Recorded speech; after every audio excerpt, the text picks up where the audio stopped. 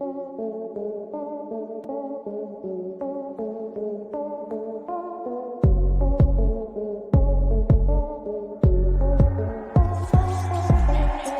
search is over, now welcome to First Mint. Looking for NFT content, look no further cause this is it. From Top Shot to blockchain, they got the data chops, analysis, and pack drops, the show's equator hot. LG and Phil D, the best amongst others. Best brothers to happen to ball since the Ball Brothers. So settle in cause it's time for the best show. Ayo Quad, who we reppin'? First Mint. Let's go.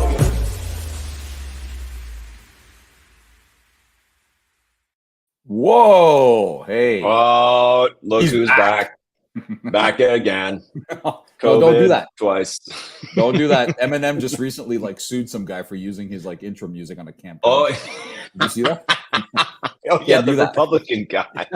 That's my that's one of my favorite parts of every election cycle is that candidates always use like songs and stuff. And yeah, I think it's WWE, man. You're not allowed to use my song. I always go nuts for that kind of crap. Because they do entrances, right? They think they're an MMA or WWE, right? Drake started doing that. Dude, I would too, man. Of course, if I was a politician, I would absolutely do some crazy shit like that. I would love entrance music anywhere I go. Honestly, that'd be the best to have some kind of music. I think so. I like that. I want to do that everywhere. I want to do that at work too. Because when I come in, I drop all the woes all the time. I feel like I need some entrance music, right? Everybody looks like the Gopher heads always. Oh God, music. That's right? Phil D's music. Oh God, it must be Phil D's back. Whoa! That's what we need on the show. Is oh, you've been gone. You've been gone from. You were sick last week. So I start the show on my own, but then your music crashes through, and then it's oh God, it's Phil D's music. He's back. Yeah. How was hosting alone? I didn't get a chance to listen or to watch it yet. But how was it? Was it kind of bizarre, or was it just back to what you did for the first 200 episodes, anyways?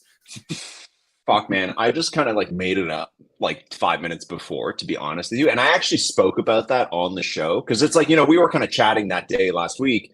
How you're feeling? Maybe you can do it, maybe you can't. But I was like, if you can't, you can't. And I don't want you on here freaking dying because it'd be weird to force you through an hour and a half podcast if you're literally keeling over. So I was like, okay, I have to make a show. It was later in the day than the usual slot, and I was like, I don't have anything sometimes in the past making a solo podcast, I'm like, I have a really strong point I want to make, so that I just explain it for 20 minutes. In this case, I was like, I don't really have anything. So what I did is I talked about doing the podcast on my own, what I used to do, what my process used to be, and how sometimes it'd be Sunday and I'd have nothing at all.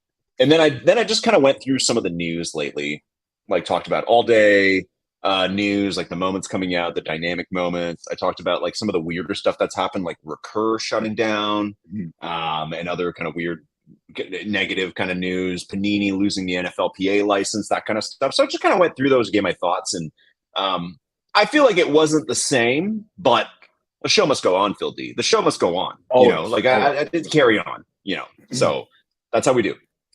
Well, it's nice to be back. I'm not fully over COVID. I'm not going to lie. I'm not afraid to talk about this. So I'll say it. And I said it on our live show, on our special YouTube live show last week, is that this time, for whatever reason, it seems to be lingering. It's one thing after the other. So it's kind of gone away, the flu part of it. But every day is something new. I feel my back is hurting every day now. My neck hurts. Sometimes it's my jaw, my ears. It's weird, man. I feel like it's lingering, right? But otherwise, I feel good. I'm back in business. Yes, I would have keeled over if I did the podcast last week. No doubt. I was dying. Yeah, it was pretty bad. But I recovered in time for the live show the next night. So that's kind of when I knew. That's right. Actually, that's true. We did see you on the live show. That's actually a really good point. We did see you on the live show 2 nights later. So and you seemed fine, at least. Yeah. No. Then. Yeah. I turned the corner. Good. Yeah. So it was enjoyable. But like you said, the show must go on. It's a long weekend right now. So, I think a lot of people would shut things down for the long weekend. We are not shutting down. I think we have some things to talk about. There's actually a lot going on. I actually haven't left my house too much in the last week. So I don't have any crazy stories of running into the Yeti or some bullshit like that this week. When I don't leave the house, nothing happens. That's the thing. I think that a lot of maybe our American friends assume is a common occurrence in Canada, that it's Phil hasn't left his igloo in a couple weeks.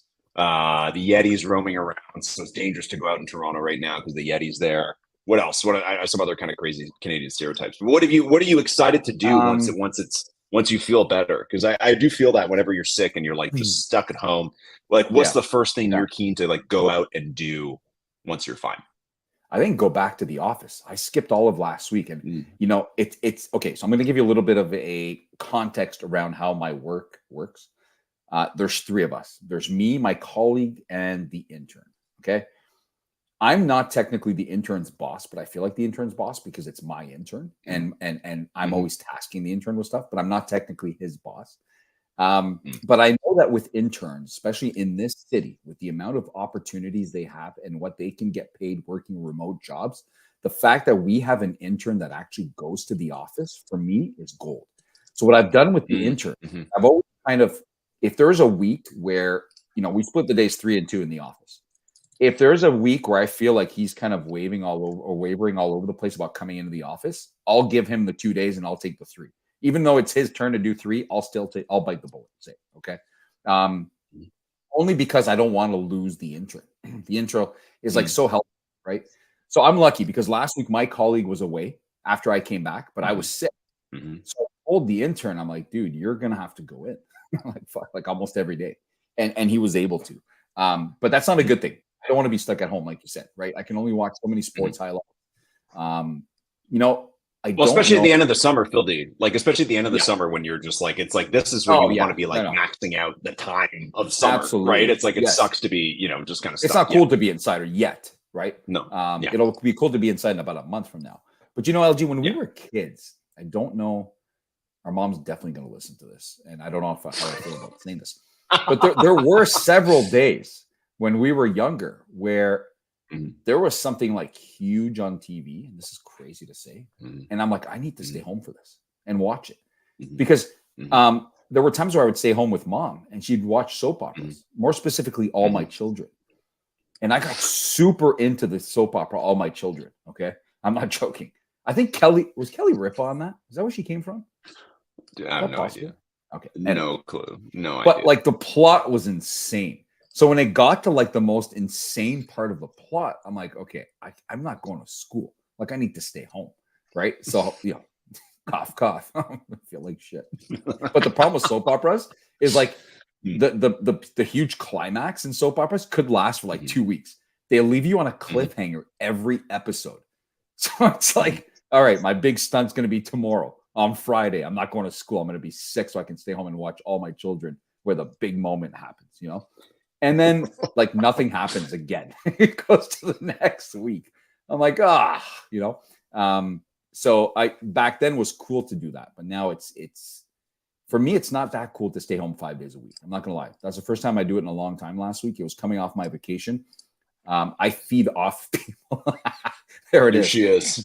Here we go. Oh, here's Kelly Ripa on All My Children. She was like 18 when she started on this show. Yeah, she was young. She was very young. I didn't even know that this is what she was from. I remember you liking All My Children, but I didn't realize that you were like obsessed with it, like the way that you are. It's a soap opera. It's hard not to be obsessed if you watch it almost every day. And our mom watched it, and I used to watch it with her when I was home. I think it really started when I had my tonsils taken out, and I had to be home for like a couple of weeks, right? Because they say you're supposed to do that when you're like 2 or 3 years old or whatever it is, but I did it when I was like 10, right? Or like 11 or maybe even 12. I don't know. So staying home for 2 or 3 weeks or whatever it was really got me into that. And the rest is history. So, but no, you know, mom, if you're listening, I was sick sometimes. It wasn't all BS. But anyways, you probably picked up on that. You knew why I was staying home. Like I'd be under the cover, like dying all morning, but at 1 p.m. when All My Children would start, All My Children. Is that what it's called? No, when it would start, suddenly you would feel better. Yeah. Yeah. Oh yeah. Feel better. Have a popsicle. Feel better. Yeah. Good time. Can you hear me okay? Am I delayed or something like that? I just changed my microphone. No, you're not delayed. No, you've been delayed in the past, but you're good for now. Can you hear me? All right. All right. We're good. I one last question about All My Children. What were the storylines on All My Children? Like, what was the part where like you needed to stay home? Like, what was actually happening on the show? So there was a psychopath killer, and her name was Janet. That's all I remember. And she was like the lead character's twin sister. So the lead character played both characters. I don't remember the lead character's name. I think it was Kelly Ripa's mom on the show. But her twin sister became a killer, and they couldn't find her anywhere.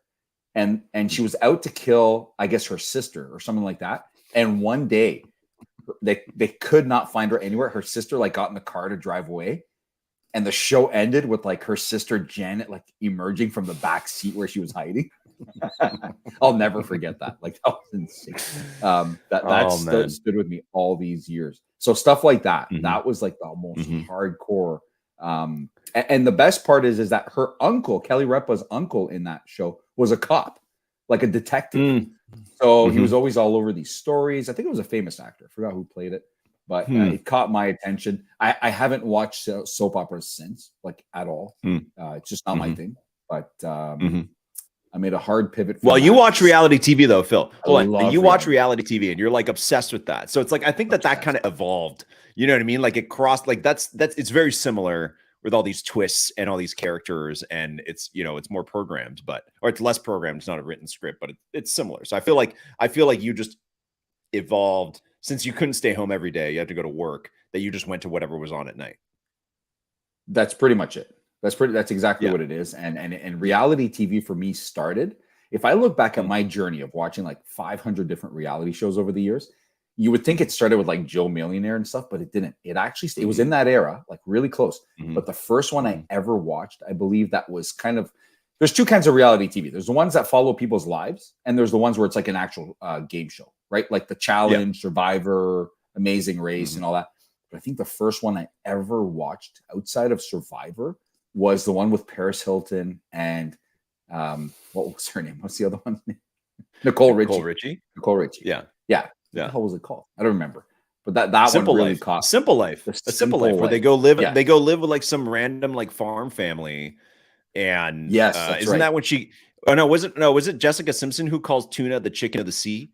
Or something like that. Okay. That's the other show I watched. Newlyweds. Yeah. That was the other one that was one of the first three I ever watched with Nicola Shea. Yeah. Newlyweds, where she called tuna the chicken of the sea. Right. And then it evolved and then it went into like the Joe Schmoes and the Joe Millionaires and Amazing Race was another one that kind of started really early, and I was obsessed with it. I really wanted to go on that show. We watched Amazing Race as like a family. Like we had a couple years where we would sit down and watch reality TV as a family together. There's two seasons we watched together. Okay. Amazing Race. We watched all four of us, you, me, mom, and dad. I think it's the only show that we ever sat down. It's like, it's Tuesday or Wednesday, or whenever it was. Get ready, 8 o'clock. Like everybody runs over and you run to the bathroom during the commercial because we're like obsessed with the first season of Amazing Race, which I think is that couple one. It ended in New York. Yes. Right. Anyways, that one. And they were like 2 days ahead of the second place or something like that. Like they were way ahead of everybody else. 2 days. And then because the other guys were still stuck in like Korea. Anyways, and there was that. And then the other thing we watched, and this other show, Dad always pretended like he wasn't into it, but then he would do the kind of thing where he'd walk by the TV and watch it for a couple of minutes, then keep going. Was the second season of Survivor. Not the first one, not where the Richard guy wins, but the second, because the first one was so massive that everybody's like, we got to watch the second one. Nobody watched the first one. That's right. Yeah. No, nobody watched the first one, but then when it ended, everybody's like, holy shit, this guy just won $1 million for like being on this island with these randoms and whatever. So that was interesting. So then the second one was the one where they were in tribes, they were in Australia. The one guy fell into the fire and burned his hands and they had to evacuate him. And it also had the finale, I remember this very vividly, was between Colby, Keith, and I think the girl's name was like Tina. And Tina ended up winning because the other two had. I remember it very specific. I remember like shot by shot the finale where Keith is like on a rock in the middle of nowhere in Australia, thinking about his journey, and there's like this. Shot. Well, they still do. I remember all this stuff. Yeah, I know they still do that, but I remember that very vividly. And you know what we would do? We even had like a little printout from the newspaper where each of us would vote every week who we thought was going to get booted and who would get immunity. God.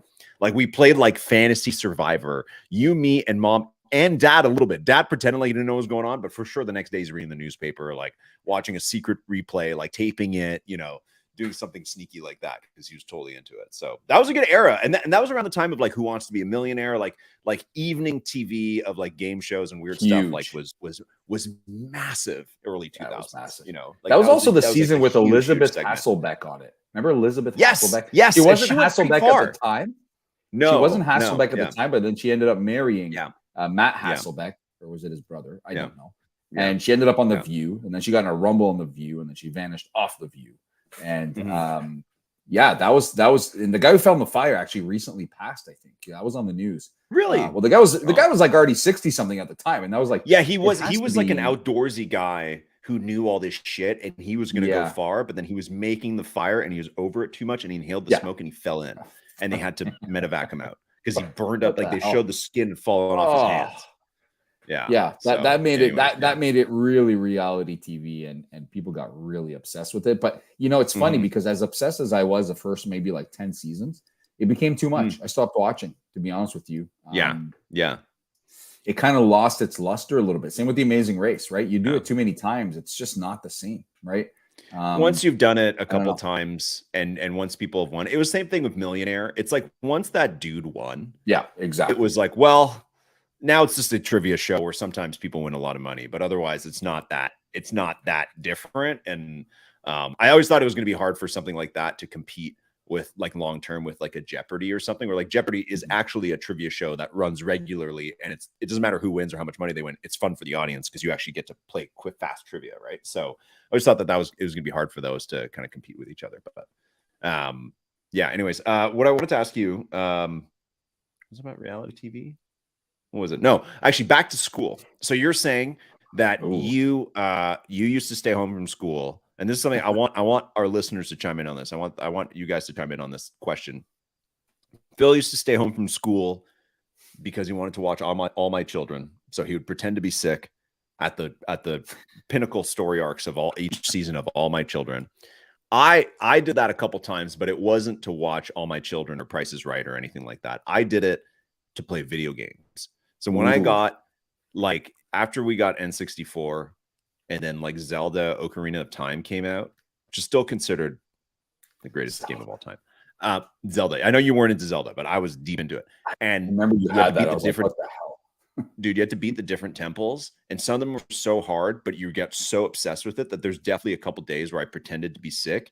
And then it just like, it was always like, how late do you have to stay in bed and pretend to be sick so that when you get up, it's too late to send you to school? Like that was always the challenge, right? Because it's like, if it's like, it's 7 a.m. and you're like, I'm sick. Then mom, dad's like, whatever. Okay, just chill out. I'll stay home with them for a bit. But then if you get out of bed at like 9, they're like, okay, well, you can go, you feel okay. You can go to school. You can still catch half the school day, right? So it's like, you have to be in bed until at least like 11 for it to be like, well, you wouldn't get there until the end of lunch. And then, and then you get to stay home. And you know what I mean? And then, sorry, mom. And then come downstairs and start playing like freaking Zelda and just be like actively like playing with my whole body. And then when mom would walk by, I'd be like, oh, I'd be like, oh, I'm so tired. I'm just so like, you give me more orange juice? I feel messed up. You know what I mean? Like you're just pretend. And as soon as she leaves the room, you're just like, okay, let's keep playing. Got to beat the fire temple. I got to beat the dragon or whatever. So I did that a few times. What I want to know from the audience, from the community, the listeners, why did you fake being sick from school?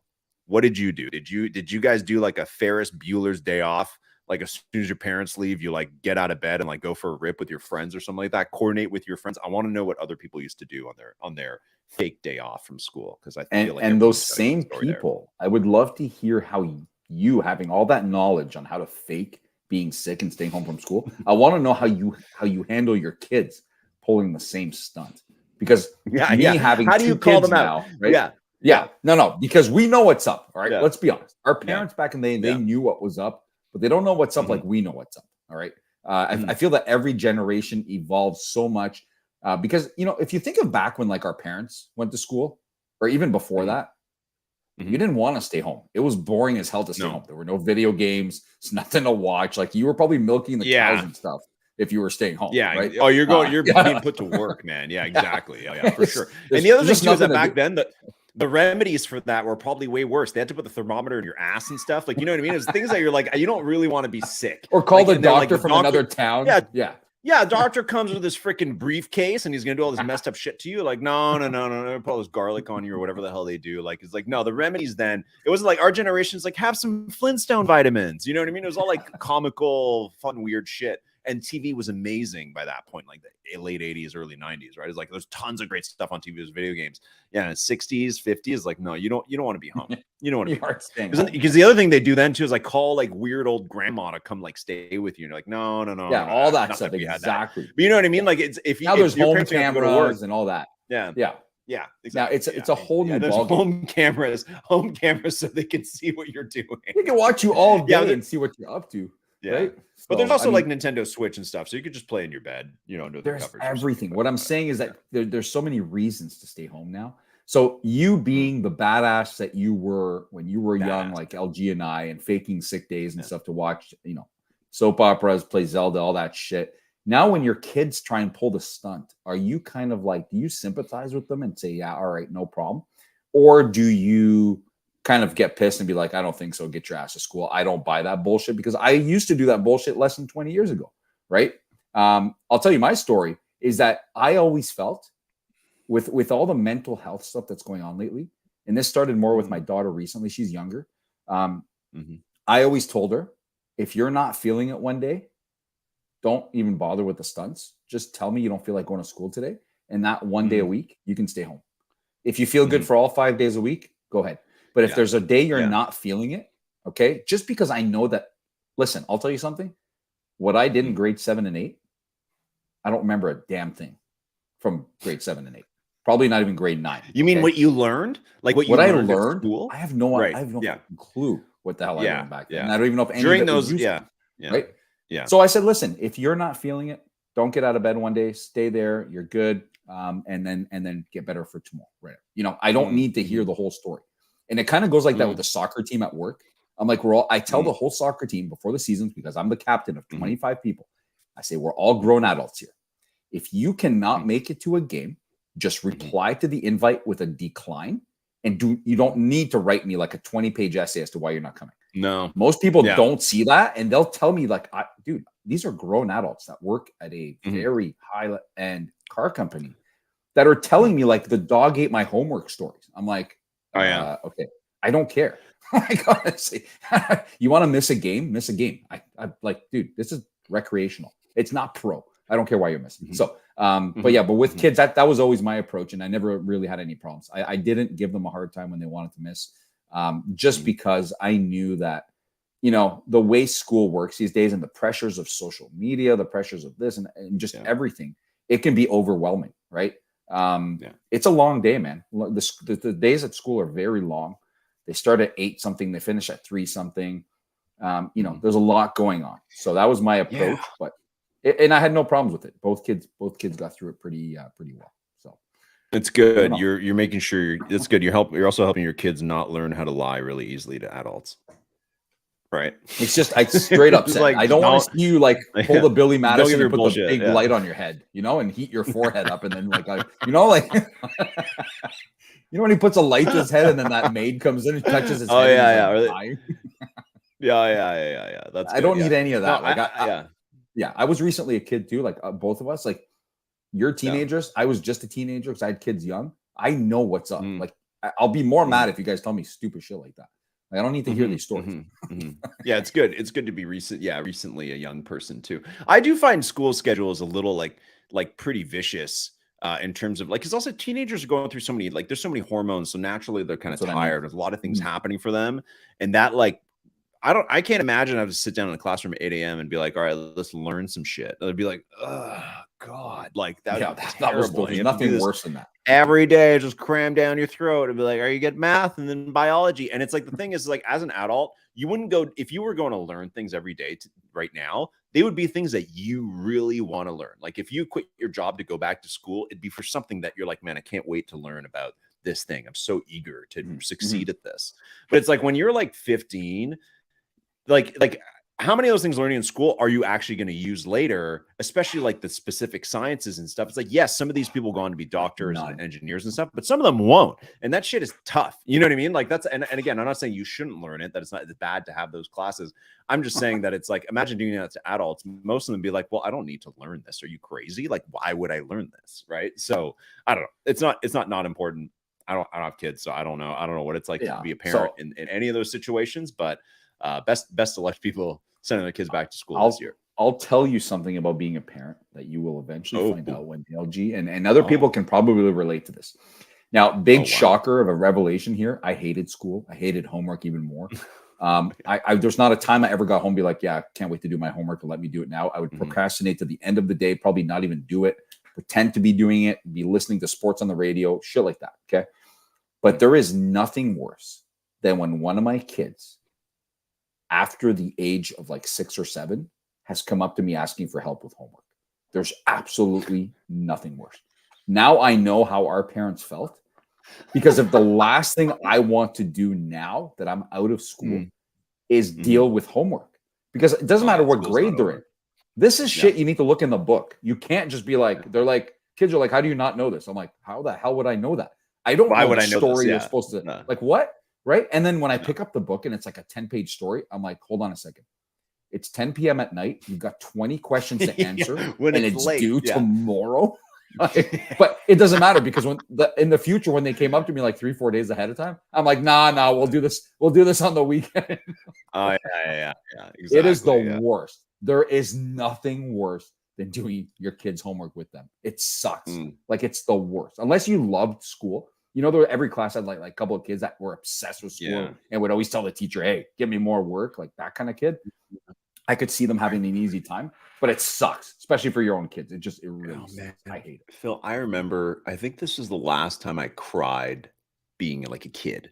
You know what I mean? And this was, you weren't there. So I think it couldn't have been the start of grade 9, but maybe it was, because I feel like I hit puberty. Like I was still really short at the start of 9th grade. Right. At the start of high school, like I was short. And then by the end of 9th grade, I looked like this. Like I was this height and I sounded like this. So I think 9th grade, my birthday is in December, so late birthday. It's like, I think starting 9th grade, I was still like a little boy. Like if you remember like my yearbook photos, it's like a child being sent to school. And then by the end of 9th grade, and then a beard the next year. Yeah, I was a tall grown man, and I had this voice. So it's taken like freaking 25 years for my voice to actually like match my body. But anyway, so it's like, but I was 6 feet tall by the end of 9th grade, but at the start of it, I was not. So I think I still had I was still a bit of a kid. And I remember it was around now, because it was like the first couple days of school. Maybe it was 8th grade, but I think it was 9th grade. Where and this is back then. I don't know if they still do this, but I had to bring home a giant manuals, and be like, here's 9th grade math. And it's like a freaking beast ass book, right? And it belonged to some other kid last year, and when they wrote all this crazy shit in it. And I remember it was like the 4th day of school. Like it was very early in the school year. And it was like, all right. In Ontario where we were, they had changed the curriculum, right? So they had changed the stuff we were going to learn in 9th grade. It was going to be more advanced. So the jump from like grade 8 math to grade 9 math was enormous. And it was immediately apparent. And I came home and I was like, man, I got this homework to do. And mom was there. And I think you were playing, like you were playing a hockey game with dad. Like dad drove you to hockey or something like that. Like you weren't there. And I started doing this math homework and I started to cry, because I was just like, man, I was like, this is so hard. And mom was trying to help. And I just remember like crying and being like, man, I'm like 13 and I'm crying like an idiot, and to make me feel better, she ordered pizza. And I remember sitting at the dining room table, like the little dining room table we had, eating this pizza, and like my face is still like drying from the tears, and like slowly figuring out the homework I had, and then eventually getting to some point where it felt kind of done. And that was really nice. It was really nice, mom, to help with that, and to soothe me with pizza. That was awesome. But man, I remember being like, I was just like not having a good time. It was hard. And that was like the 4th day of school, so it's hard, man. That adjustment going to a new high school, as a new high school, same one you were going to, but it was like, a jump. It's the start of school can be hard for kids, because the first day you're like, oh, you see your friends, you meet new people. It's fun. Everyone's changed. Woo. But then it's like a couple days later, it's like the reality of having to do that for like 10 months straight sinks in, and the homework is hard, and teachers want to set the tone. They're gonna be like, this is gonna be fucking hard this year, so you better get into gear. And yeah, so maybe people go easy on your kids first couple weeks of school because summer's done and it's not easy. That's a good point though. Like every time I told mom and dad, like, hey, I helped one of the kids with their project, like they're like, they weren't like, oh, that's great. They're like, oh, wonderful. Now you know how we felt. Now you're that getting doesn't help a single kid. No kid ever cares about me like that's how we felt. No kid ever gives a shit about that. Nobody cares about, oh yeah, well, I had to walk 10 miles to school. Like kids are like, I don't care. Like I have my own problems, you know, like that's you never had to do this, dad, you know. So it's anyways. Yeah. So I don't know too much. Now speaking of being short, you said you were short going into grade 9. Did you see the recent article? I think it came out like yesterday that if you vape and you're like a guy, you're gonna have like the smallest testicles on the planet, or like it shrinks your testicle to like raisins. Did you hear about that? I just saw that today. I was like, what is this? I don't know if that's true, but they should. Whoever's putting that out, you need that propaganda because you want to stop teenagers from smoking and vaping. You absolutely need to tell them they're gonna have tiny balls. Like you need. I don't care if that's true or not. That's good that that's out there. You need those types of rumors to make people like kids don't. You have the rest of your life to vape as an adult. You don't need to vape before they're like 20. I don't vape, but I sent that out to all my buddies who do, and I'm like, you guys are screwed, man. I go, what is it? You guys better finish your kids and everything you want to do in life before you. Yeah, exactly. Yeah, you wait until once you're done having kids, you know, you can either have a vasectomy or you can just start vaping. Either one. You know what I mean? That's the study. It's just like your kids are out, great, start vaping. If you don't want to, you know, you want to make sure you don't have any more because it'll shrink. The other like ones, every generation has something that you take that shrinks your testicles. I feel like for us, it was like guys who took like creatine because I feel like creatine was hot in the 90s and early 2000s or some kind of muscle stimulant thing. And it was like, but you know, it shrinks your balls, right? Like, I feel like every generation, every 10 years, there's a new thing that like, you know, is like a rumor amongst like teenage guys. I don't know if it's for teenage girls, but for teenage guys, it's like, you know, it's going to mess up your balls. Always guys. You know? I don't know. It always revolves on the guys and the balls and stuff. Yes. We always have that. Right? A new thing. But you know, these things, it's like everything else in life. I always see these reports like, okay, if you go in the sun, you're going to get skin cancer, blah, blah, blah. Then like some crazy study comes out of like Oxford saying if you're in the sun for 8 or more hours a day, you're going to live 10 years longer. And then you're like, well, what the hell? They're like, why are there like all these for every single study that comes out saying you're going to die soon if you do this? Then there's another one that says it's going to extend your life by 10 years by doing that. Right. So it's like, you know what? You could go on all day. It's kind of a type of deal when you're sick and you look on Google, you immediately think you have like terminal cancer because every little symptom you're showing of anything qualifies for a certain type of cancer, right? You know, like it's a bad idea. Just don't do it. But the other thing that has the same effect apparently is melatonin. And I don't know if you know what melatonin is, but melatonin apparently like puts a full stop on your puberty. I know a lot of people use it on their kids as like a way to put them the hell to sleep. I've done it before, okay, where I'm like, you know what? You're not sleeping. Take this damn melatonin. You're going to be out in like 2 seconds. And it is, you know, to be honest with you, it's almost like iPads and electronics now. A lot of people, when I had kids and I was young and they were watching phones and stuff, they're like, I'm never going to have my kids sitting there on their phone watching things. And now every single person you know, for the most part, has their kids on iPads while they're eating. It's like a way of babysitting, right? It's just something you do to keep them out of your damn hair for like 5 minutes. So I feel like melatonin's the same. It's like you don't want to deal with reading these bedtime stories for like 3-4 hours. And then when they're still not sleeping, you don't want to deal with going to lay down beside them for another 5 hours. You're like, hey, here's that magic pill. Put it under your tongue. It's natural and you're out. But now all these studies are coming out. It says it messes them up pretty bad. So I don't know, man. Is Tooth Fairy still around?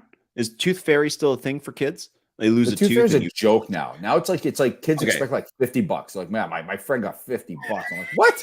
Get the hell out of here. There's no Tooth Fairy. That's when you say there's no Tooth Fairy. We used to get like a quarter or something like that. A lot of it. Couple bucks, man. Like couple dollars. Yeah. Sure. Camera again. No. Camera's another issue.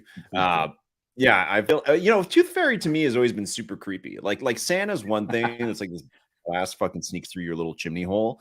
And the other things, like a lot of the other, like Easter Bunny, and just runs around and hides eggs, you know, like whatever. But Tooth Fairy has always been super weird to me. It's like, okay, it's this dude that just creeps into your room and then puts something under your pillow. Like that's a little too close. You know what I mean? Like that's a little too like he's too much in your space. Like Santa doesn't come in your room. I mean, Santa just sneaks around. Why is the Tooth Fairy a guy? You keep saying he. Isn't there a movie where he's a man? What? You hold on. You've always thought the isn't Tooth the Fairy was a Rock guy? the Tooth Fairy? Or isn't the Rock or Vin Diesel? Oh my god! Yeah. I just hold on. assume that that's what people think it is. So ever since that movie, you assumed it was a guy?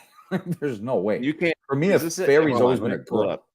There's no way. Oh, okay. Yes, well, you're right. Makes more. No, you're right about the Rock. He has been a movie with the Rock. Yeah, yeah. And Julie Andrews is in it. Like Mary Poppins is in it. Is in this. Oh my god. She's he. I think he takes over for her. Man, the shit that the Rock used to. The things that the Rock used to do. He still does, man. In between wrestling and being like a top, rank, even though I've said many things about The Rock, because I'm not going to go into that again. But the movies he did in between, like being a top star and WWE, are insane. Like Tooth Fairy, where he's just the Tooth Fairy, I guess, and he just. That's pretty brutal. I mean, guy's the Tooth Fairy. Anyways, Jumanji was one thing, but freaking Tooth Fairy is a whole other. But I agree with you. It is kind of creepy. But I enjoyed it. Like I used to try and rip my teeth out just so I could get like money. So because I don't know what movie I saw where the guy ties his tooth to like a car or a door or some shit. And that's a classic. That's another thing from our generation. Life.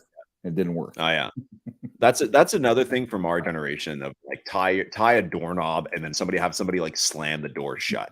Like we have a lot of things from like the 80s, 90s that are like pretty messed up if you did them today. So that's good. Phil, can I ask you, this is while we're on the topic of random things, and I do want to talk about, I want to talk about All Day. I want to talk about FIBA. I want to talk about the Creator League drama. I don't know if you caught that, but do you have any desire at all to go to Burning Man? Is Burning Man something on your radar ever? Well, first of all, what the hell's Burning Man? I keep seeing jokes about it, and I'm not completely familiar with it. I did see some kind of music festival in the UK where people left a Woodstock type mess and everybody's pissed now, or somewhere like that. Is Burning Man like a music festival? Is that what it is? So Burning Man, I'm in the raw here. I really have no idea. Okay. So Burning Man has actually been going on for like 40 years. So it's I've heard of it. It's one of the older, like in terms of all the bohemian style like festivals. I think it's one of the OGs, and it always takes place in the middle of the desert in Nevada. And basically, what it is, people just go to the middle of the desert, and it's like pack in, pack out. So there's nothing there, and then when they leave, the whole point is to take everything with them. And people set up like basically a little town of like 60,000 people for like a week. And the whole onus of it is that there's no money exchange. You only trade things. So you can bring your own food, but you can also bring food for other people and trade it for some of their food or their, mementos or whatever. And it's clearly like just a way. And then at the end of the week, they have this giant like wooden effigy that gets built, and then they burn it at the end. And it always has a dude on I've seen that. It's kind of like pagan kind of festival, but that's kind of like the spirit of it.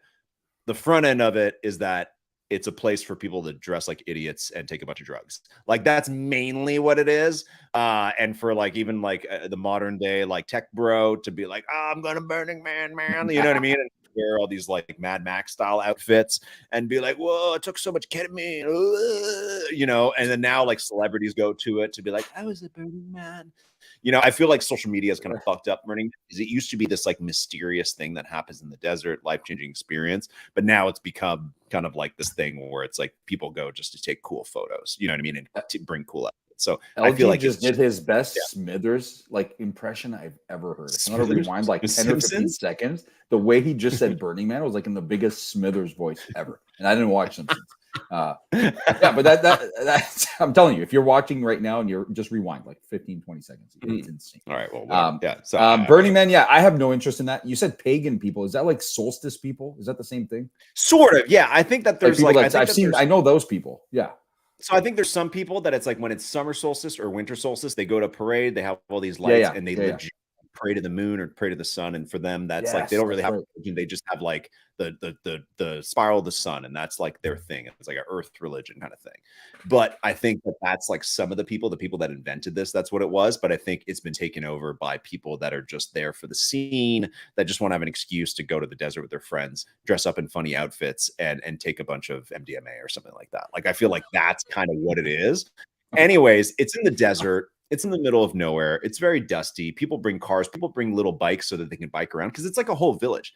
However, this week there's been flooding in Nevada. Vegas flooded. And the What are the thing, odds just of to that? understand flooding, how it works, in case you don't know this, but basically, like when you live in a place where it rains a lot, the ground, like where I live in the Pacific Northwest, it rains all the time here. The ground is designed to absorb water because the ground is soft, it's earth. But when you're in the desert, the ground is rock hard. Like think of like a hard desert plate. Imagine dumping a gallon of water on that. It wouldn't absorb. It would absorb after like 10 hours because it's hard. So what happens in the desert when it rains is that it doesn't absorb into the desert. It just immediately flash floods. So Burning Man has been hit with like 3 months worth of rain, and people can't get in or out because they literally cannot drive their cars because it's turned the desert into like clay, like into mud. I did see that. Okay, that's where I Yes, saw that. yes. Yeah.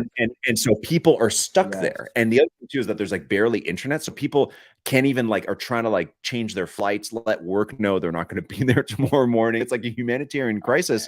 And there's a video from Diplo of him and Chris Rock on the back of a pickup truck getting driven out of it after apparently they walked 6 miles away from the to walk through the mud. It's painful. And then they got a ride on the back of a pickup truck out of Burning Man just to get the hell out of there. So Burning Man is having a crisis this year. So the answer to your original question is no interest. Hell no. Like that happens. But I have a better question for you. It's sold out now. But if you were offered a ticket or having access to Fyre Festival 2, would you take it? It's sold out. Like the same freaking guy, the same guy who's out of jail now, decided to troll the entire world by like having another Fyre Festival. And the same damn millennials and influencers and all that sold it out again. Like they're going back there almost hoping to repeat what happened the first time. And they would think that that's cool. This is what I think.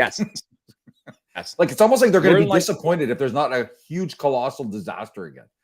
You know, but that's kind of what we've become, though. That's kind of like the experience economy that like millennials, like even really old millennials, like you and I, like we're into. It's like we just want like the novelty of like the insane thing happening. So it's like I'd prefer to just take a blank ticket to Fyre Fest 2 with zero expectation. Be like, it might be a total fucking disaster. Who knows? But I'll be there. It'll be great content while I'm there. It's what they're thinking. Then pay to go to a normal festival. You know what I mean? Like I think a lot of people would prefer that because they want to be part. Because like the thing is that if you ask a normal person, be like, name me any music festival from the last 10 years, Fyre Festival will probably be one that they name because because of the documentary and everything, it became way bigger than all the other ones.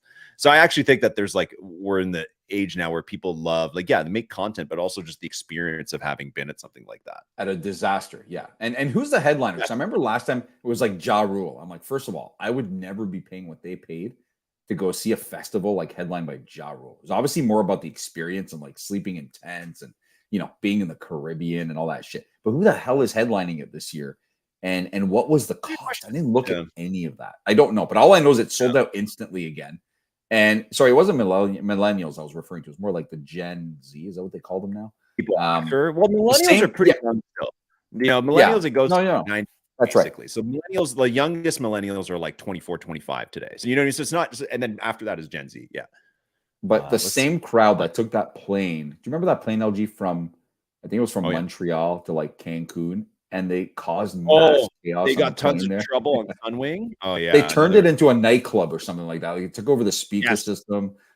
They started like just going freaking buck wild on the entire plane. And they had to turn their asses around and throw them all in jail. But half of those people had been to the Fyre Festival. So that doesn't surprise me. It's the same crowd. You'll see the exact same crowd going there again. And that's another one I think I would say no to. As much as I love chaos and all that, I just I don't think it's my vibe. So there's no announced lineup yet for Fyre Festival 2. So people bought tickets. That's actually hilarious. Not even knowing what it's going to be. I think this is a very I don't know. Go ahead. It's like a social experience, though. I think so many people made like such new friends and like just had such a bonding experience, crying and complaining every day, like stealing alcohol bottles. Apparently, they were stealing like the tequila bottles. They were like stealing matches. Did you watch the documentary for Fyre Festival? I did. Did you watch? I did. Yeah, I did. Yeah, it was crazy, man. Like the whole thing was insane. But I'm shocked. I'm not gonna lie. I'm shocked that people trust this guy again, and B, sold it out blindly without even knowing what's going on. It's almost like something like that brought this guy more publicity and more fame. Yes.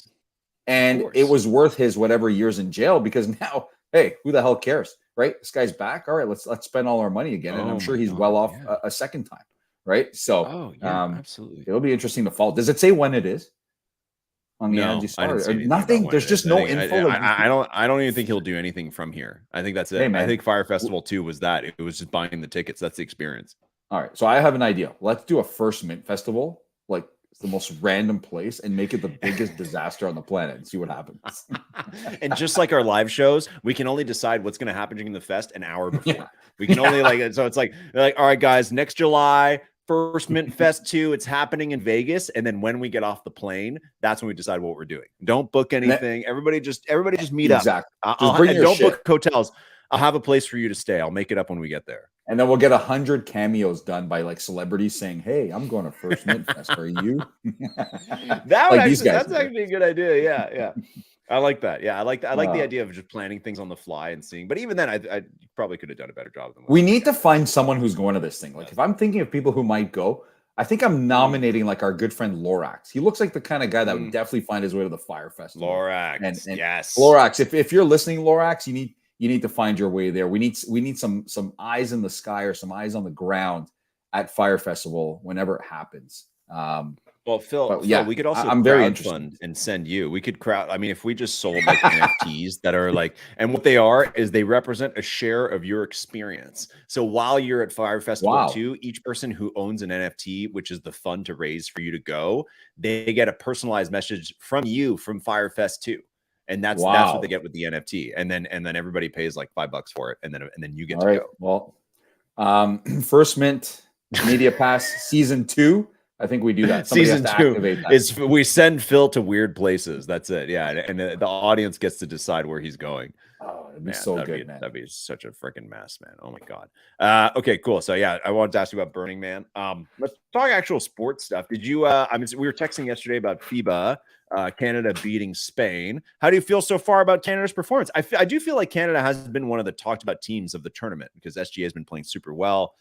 They lost to Brazil by a very close margin, but didn't have a very good game. Clearly bounced back against Spain. Had a great comeback against Latvia. So they've been beating decent teams. They're up against Luka and Slovenia on Wednesday. So that's obviously the hardest challenge yet. What have been your thoughts so far? It's okay. I'm excited, and we've been talking about this for like a couple of years now. We're like, who's gonna play? They better all play, and if they do, we have a great shot. The goal was to make. A lot of them talk about this, and everyone thinks winning the World Cup was the goal. But the real goal was to finish as one of the top 2 teams from the Americas. Because if you finish top 2 of the teams from the Americas, you qualify for the Olympics automatically. That's right. That wasn't supposed to be in play until maybe the quarters or semifinals. Because the Americas were supposed to send like 3 or 4 teams to the quarterfinals, but everybody ended up losing yesterday before their game against Spain. And I love how guys like RJ Barrett, like they come into the press conference after and they had no idea, none, that there was a spot in the Olympics on the line. No, do I believe that? Not so much, man. Yeah. There's no way. There's not someone that went into that room and is like, guess what? Brazil lost, Dominican lost, Puerto Rico lost. You guys win this game. Not only do you advance, you make it to the Olympics for the first time since 2000 for Canadian basketball team. My only issue, because the media is still losing their shit here, is that it's a very Canadian reaction, what's going on right now. And it's like, okay, had they lost, what would you be saying? We'd be trashing these guys, okay? Because the expectation with guys like SGA and RJ Barrett and Lou Dort and Dylan Brooks and Kelly Olynyk is definitely to at least make the quarterfinals. They were 1 quarter away from being gone in what would have been the most disappointing performance. And there's been a gazillion of them over the years from Basketball Canada. It would have been the worst performance of all time had they lost yesterday. And they almost did. So as much as people are going gaga goo goo over everything, these performances should be expected. Like the US, you don't see anybody celebrating going to the quarterfinals. That's expected. No. Now with so many Canadian NBA players, this should be the norm. Okay, you were happy. Same with the World Cup soccer team. People went bonkers that they made it. Okay. But then it's like you went there and you sucked. It was you can't do that. They were terrible. They scored 1 goal. Well, I'd say soccer is a little bit different. Like we only have Canadian soccer only really has one like player who is of like the top caliber. right? Versus like Canadian men's basketball, it's like, no, this is a good team. Right. You know what I mean? Like if this was an NBA team, it would be a really good team. You know what I mean? Like maybe a couple missing It parts. could be but it's like, better too, especially though, right? it could be better, but it's like, you know, you have a top 10 player in SGA. You have some really great defense. You know, you've got a lot of good role players. You have some size, still missing a bit of size, but you know, Dwight Powell, Kelly Olynyk, like those are pioneers okay, of the program, I mean? man. Yeah, those guys have exactly. been like there for like you have some 20 veterans, right? Both of those guys, like Kelly Olynyk is the captain of Team Canada, and he's at this point he's a pretty good, big veteran. I think he's been in the league for like 12 years or something like that, right? So you have a pretty decent team, and we should expect big things, right? Now, although they're playing the international game, obviously, every time there's international tournaments, Olympics, whatever, there's always one or two like teams that have non-NBA players that surprise people. Are like, I didn't know Lithuania was so good, right? That always happens whenever especially when the US gets beat. It's like, wow, Argentina is amazing. Like people are always shocked when there's some other team. But you shouldn't be one shocked guy from the NBA. Teams. You shouldn't be shocked. Those teams are good. The other leagues in the world are super good. And they know how to play the European game with the European officiating and all that. They know how to play it. Yes. They know how to, exactly. Yeah. It's like everyone's like, oh, SGA is on the map now. He's one of the top players in the league. It's true. Like he's phenomenal. Okay. But for me, it's again, we go back to the end of last year. We talked about this on here. When I saw the Memphis Grizzlies post this huge news release, which you never see, saying that a certain player on their team will never, ever, ever play for this team again. You don't see teams ever say that. All they say is we've parted ways and that's it. And maybe we'll reunite in the future.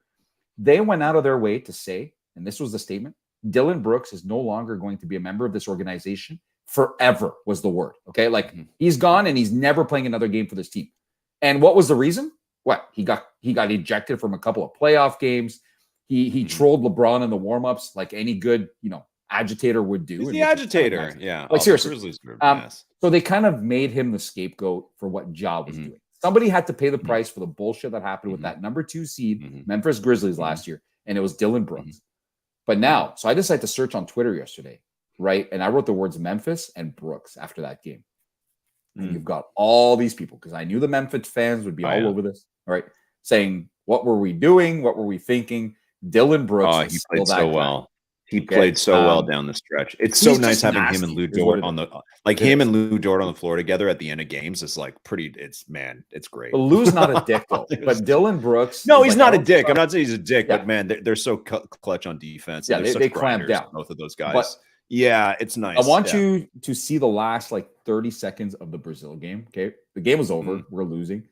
And Brooks is like he's driving to the basket and he gets fouled way early. Like we're talking outside the circle almost, right? Or the arc. And he proceeds to go in and throw down the biggest dunk of his life, way after the whistle. Okay, the whole thing almost came down. And the fans went nuts. I'm like, it's just so Dylan Brooks. I was laughing my ass off.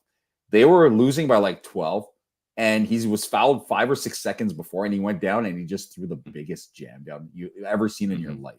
I'm like, that's so just like an F you to everybody. And almost after this entire tournament, every time they boo him, like in Indonesia and Philippines, they're booing the shit out of Dylan Brooks. They don't know why. They just remember the whole LeBron thing from last year. They're like, boo, right? And they don't know. They don't really know what's going on. He feeds off of this stuff. Like he hears the boos and he gets a dunk and he'll look at the crowd, be like, come on. What? Let me hear it. He loves the villain role. So I think the Houston Rockets, their future, I'm not going to lie, with all the young guys they have in Houston, and now they added a guy like Dylan Brooks to kind of protect these young guys. It's kind of exactly what the Raptors needed. When they said they were cutting him loose in Memphis, I'm like, dude, bring this guy home. The Raptors have not had an effective Canadian player in forever.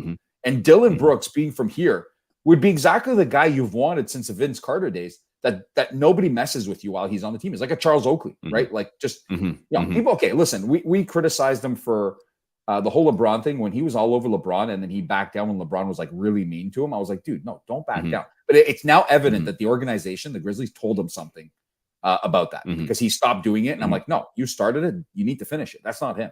But yeah, no, he's been just for me as key as SGA on the team. In terms of the value that he brings. Now, I'm thinking this team with Jamal Murray and Andrew Wiggins would be ridiculously better, right, than what they've been. Yes. So that's the thing that's exciting, right? That's what I'm saying, is that it's with Jamal, who hasn't been there. He didn't want to play this year. He didn't want to play for the last Olympic qualifiers. Womp womp. Yeah.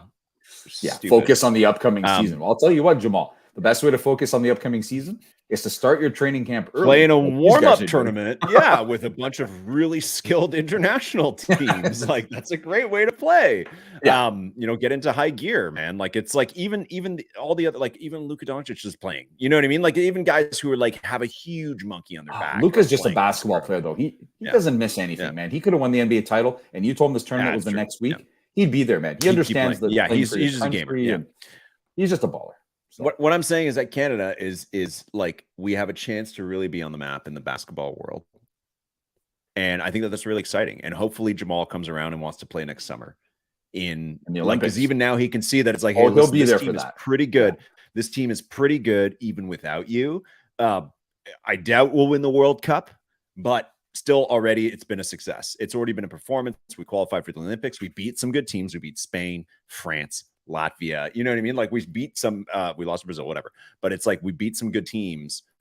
And you won't necessarily have to be like the primary ball handler either if you don't want to be, or the main scorer. Like, there's a lot of other options on this team. So to add him for the Olympics next year, that's a really dangerous team, man. And that'd be really exciting. So, you know, good. Well, good with the guys that are Canadian coming basketball. up too, right? And you know, in Canada, really stuck to their guns. They decided to only bring the guys who had made that commitment 3 years ago to the 3-year plan or whatever it was, that would commit all their time.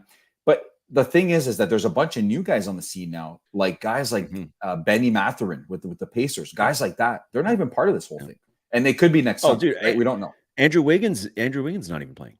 Yeah, he's not there. But Andrew Wiggins always does his own thing, man. That guy hasn't played for Canada. Yeah, I know he does his own thing, but he's not. I don't know why. Good. Like, he wouldn't. But you can't tell me the team would be worse. Like, is better without him. Like, they'd still be much better if he's there. My God, him and Jamal would be a whole other story. Yeah, so hopefully they come around, because adding Wiggins and adding Jamal Murray to this current team would make it super competitive. Like, in terms of getting a spot on the team, or getting even just being starters, like, who'd be your starting five with that? And then also just make it like really exciting and make them like a top pick to win the Olympics, right? Like, that's really cool. Phil, question for you. Last time Canada, the men's basketball, played in the Olympics was the year 2000. The coach was Jay Triano. The obviously the headline player was Steve Nash, who's on the Mavericks at the time. And he was only like 26 or something like that. Who was the only, this is a trivia question for you. Who was the only other NBA player at the time on that team? It has to be Rick Fox. No, he didn't play on that team. He never played on that team. On Bill Wennington? No. No, he wasn't on that team. I'm looking at the Rowan Barrett, who's RJ's dad, was not ever in the NBA, I believe. So it's not him. No, I'm trying to think of the Canadian he was playing players. he was playing, I think, in Colombia at the time, or in Venezuela. Yeah. Yeah. Man, hold on. There aren't that many Canadian NBA players in It's a super random guy. I'll tell you, I don't even think you'll get it, because it's like the most random dude that most people probably can't even tell you who he is. I'm sure I've heard of him. All right, you're gonna have to tell me. I don't have any more guesses from back then. He played for the Sixers at the time. I honestly don't even know who this is. Todd McCulloch. McCulloch. Yeah, McCulloch. Yeah, that's another big guy. That's a big man, massive big white dude, right? There's a massive, like a big white dude. Yeah, yes. okay, yeah, that's what I was thinking. I do remember. Yeah, massive guy. Was he good? Wow. Did he play in the NBA? Was he playing in the NBA much? Yeah, he played in the NBA for sure. Average. I remember him in the NBA. Yeah. He played. He played 4 seasons. He's 47th overall pick. So the year 2000 was like, yeah, I'll never forget 2000. That was the year that Vince really started kind of like taking off. And I think they made the transition to Scotiabank Arena. Back then it was known as the Air Canada Center, and I was at the first game there, and Vince went bonkers off the bench as his kind of like intro to the league. So I 2000 Olympics too was the jump over the French guy, where he dunked over the French dude. Or was that 2004? Yes. Are you sure? No, I think it was 2000. Hold on, let me look up. Because he started becoming a prick after that. His whole career changed after that with the Raptors. He was never the same after he came back from that. Where we knew Vince was like the nicest guy. 2000. Wow. Sydney. Okay. It's 2000. So that doesn't make sense what I'm saying. Okay. Yeah. So that had to be before that. No, because that previous, like, it was the All-Star game. It was the 2000 All-Star game that he did the dunk contest, like the famous dunk contest, obviously. Okay. And that's like, I think he was like MVP candidate that year. The Raptors made the playoffs. I think he made the playoffs for second year. I think that the following year was the Sixers year. where we Right. lost the Sixers in Game 7. The North But I think Carolina that- I think- graduation thing. Yeah. Yes. So I think that was like, he started to have that attitude, but everybody was still okay with it. The following season, we had a great season, that we lost Game 7 to AI, the Sixers. And then I think kind of the wheels started to fall off a little bit after that. But yes, it was the 2000 Olympics that Vince was like the hot new thing on Team USA, right? First Team USA, I think, like since, I guess, like 96, where I don't know who had been on that team, but it was like, anyways. That was the year that Vince Jordan, grew was Jordan on hair. that tier? There's no Jordan on that team. Yeah.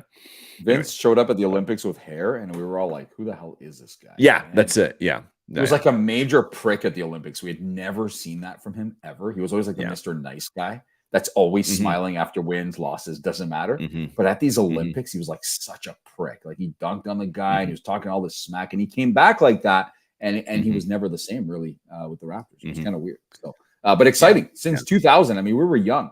I don't remember watching Canada play at the Olympics ever because I probably didn't follow that team. Canada was that team could not. Hold on, let's see how far do you think they went? How many games do you think they won in their round robin? They did not advance. That's my guess. No chance. How many points? How many shots did Steve Nash take per game? Like probably every single one. I was skeptical with Team Canada moving on from Nick Nurse. Or sorry, it was a mutual agreement. Not that not that I didn't think it should happen. It had to happen because he was kind of tied into that job with the Raptors job, right? They use the same practice. For context, Nick Nurse was slated to be the coach of Team Canada for this as of FIBA only a couple months ago. Yeah, and they fired him into the sun after he took the Sixers job. That was like a mutual termination immediately, and nobody was told about it. I heard like all these Canadian players were like, "Oh, now I'm playing for Canada." I'm like, "Who are these people? All these guys there right now were playing for him anyways, right?" Like, who comes up with this shit, right? Like, what other Canadians are not part of this right now? Like, they're almost all part of it. And then they brought Jordi Fernandez, who is the current Sacramento Kings assistant coach. And I'm like, oh God, here we go with another trial guy. Why not just make it Steve Nash, since he now has the experience of coaching in the NBA? But apparently Steve Nash didn't want to. And Jordi Fernandez has actually been very, very surprising to me because, they have a mic on these guys in the huddles and stuff at the World Cup, and you get to hear them. And I've been impressed by this guy. This guy has a lot of command. I think this guy will be an NBA head coach in the next couple of years. I'm sure of it from what I saw in this tournament. And he really knows how to deal with these NBA guys. And he commands a lot of control over them, right? I mean, to pull these comebacks off, you have to have a coach that knows what they're doing. It's not about just putting the best superstars out there, be like, hey, recover from this 12-point deficit in the fourth quarter with a berth in the Olympics on the line and with the entire nation ready to kill all you guys. Go pull that off. No, even when they were up by a lot, there was like 2 seconds left. There was a timeout. This guy was telling people exactly what they're going to do with 2 seconds left. I'm like, you're up by 25. You're not going to just let them go out there and do whatever. And the guy's like, SGA, you're going to be going to that corner. And Kelly, you're going over there. And I'm like, holy shit. All right. Well, he's coaching to the end, right? So good stuff. I'm excited. So are we in the 2000 Olympics? In the 2000 Olympics, Canada actually went 5-2. And we lost in the quarters to France. And then France. Was Nicolas Batum on France back then, or what? Probably. Tony Parker, Nicolas Batum. That's my guess. Batum was there. No. I don't know any of these guys. Honestly, Parker had to be there. No chance. No, not 2000. He didn't. No, he didn't play that game. So we lost to France on September 28th, 2000, by 5 points in the quarterfinals. So we're pretty close. And McCulloch scored 23 points and had 9 rebounds. So he led the team. And Steve Nash had 8 assists. So actually not a bad showing. And in our round robin, we beat Australia by 11 points. We beat Angola by 45 points. We beat Spain by 14 points. So Canada was actually pretty good that year. And then we lost after that. And then we lost to Russia by 18 points at the end of the round robin. And then we beat Yugoslavia. Russia had good teams by back then, 8 points. Yeah, we beat Yugoslavia by 8 points. And then we lost in the quarters to France. Yeah, to France. In the quarters. Was it in the quarterfinals? In the quarters, and then we played Russia, I guess, in the classification round. I guess the fifth place game or seventh place game, and we lost, and we beat Russia by 3 points at the end. So actually Canada did pretty good, all things considered, at the last time they were in the Olympics. So actually a pretty decent team, which I didn't really realize. Yeah. And Rowan Barrett, the game against Australia, he led the team in scoring at 21 points. He was good, man. And RJ said many times, he's like, my dad is my dad. He had his own legacy, but I want my own legacy in the Olympics. He really wanted the Olympics, RJ. He's like, forget the World Cup, man. Like, give us the Olympics. I want to walk out with the athletes like I've seen LeBron do before, and I want that experience. Because I always think, as a millionaire NBA player, what the hell do you care to go spend an entire month together? Yeah. Like, these guys went to, like, I think it was like Bulgaria, Romania is where they went for their training camp, Team Canada. Okay? These are NBA players. This is their summer, and they're being asked to spend 3 or 4 weeks away from family for training camp. Forget the games. In Romania, of all places, during their summer, which is a short summer in the NBA. And then another 2 or 3 weeks playing with the team for what? Right? Like, it's not soccer, right? Isn't that not that short of a summer for SGA and some of those other guys? No, well, yeah, that's a different story. But you know what I mean, right? Yeah, no, exactly. But not everybody had a short summer. Yeah. You know, but I would see something as the Olympics, though, being a huge drawing point for basketball and for stars like Jan. I don't know what's going on with Greece. I don't know if they qualified or not. I know they were shit in this tournament, but I don't know if that impacts. I don't know how the European side of it works, but But here was so we can finish on this, LG, when it comes to the World Cup. What a lot of people didn't know is that if Canada does not finish in the top 2 of the Americas teams, as in if they lost yesterday, they would have to go to a second chance tournament. They've been in this thing every year since the 2000 Olympics. And every year since 2000 Olympics, the NBA guys can never go to this thing or don't want to because it's in the middle of their season and it's like a 2 or 3 week long thing and they just can't do it. So you have all like the scrubs. And I don't say that literally because there's 2 players called Scrub on Team Canada, 2 brothers. They're actually called Scrub. That's their last name. You would always have the scrubs at this event. And like, you know, Anthony, what was his name again? The number 1 pick there? Anthony Bennett.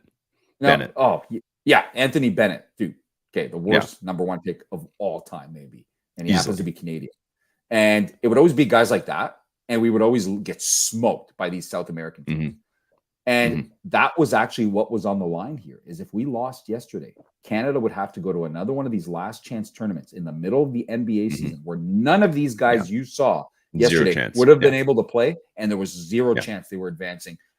Although they could have found our friend Josh Primo. I don't know where the hell that guy is now.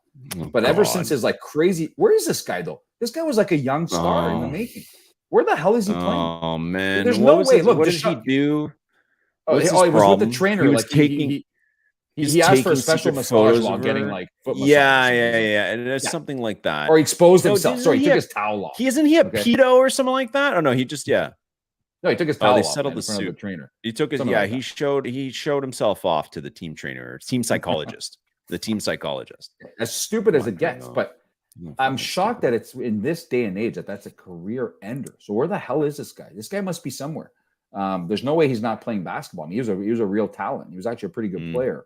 That he must be playing somewhere. And I have a feeling he resurfaces, but I just haven't heard from him since. And he's probably taking a bit of time off. But you know, it's the Canadian basketball program runs really deep. I know he was part of it for a while. But yeah, anyways, Canada avoided all of that.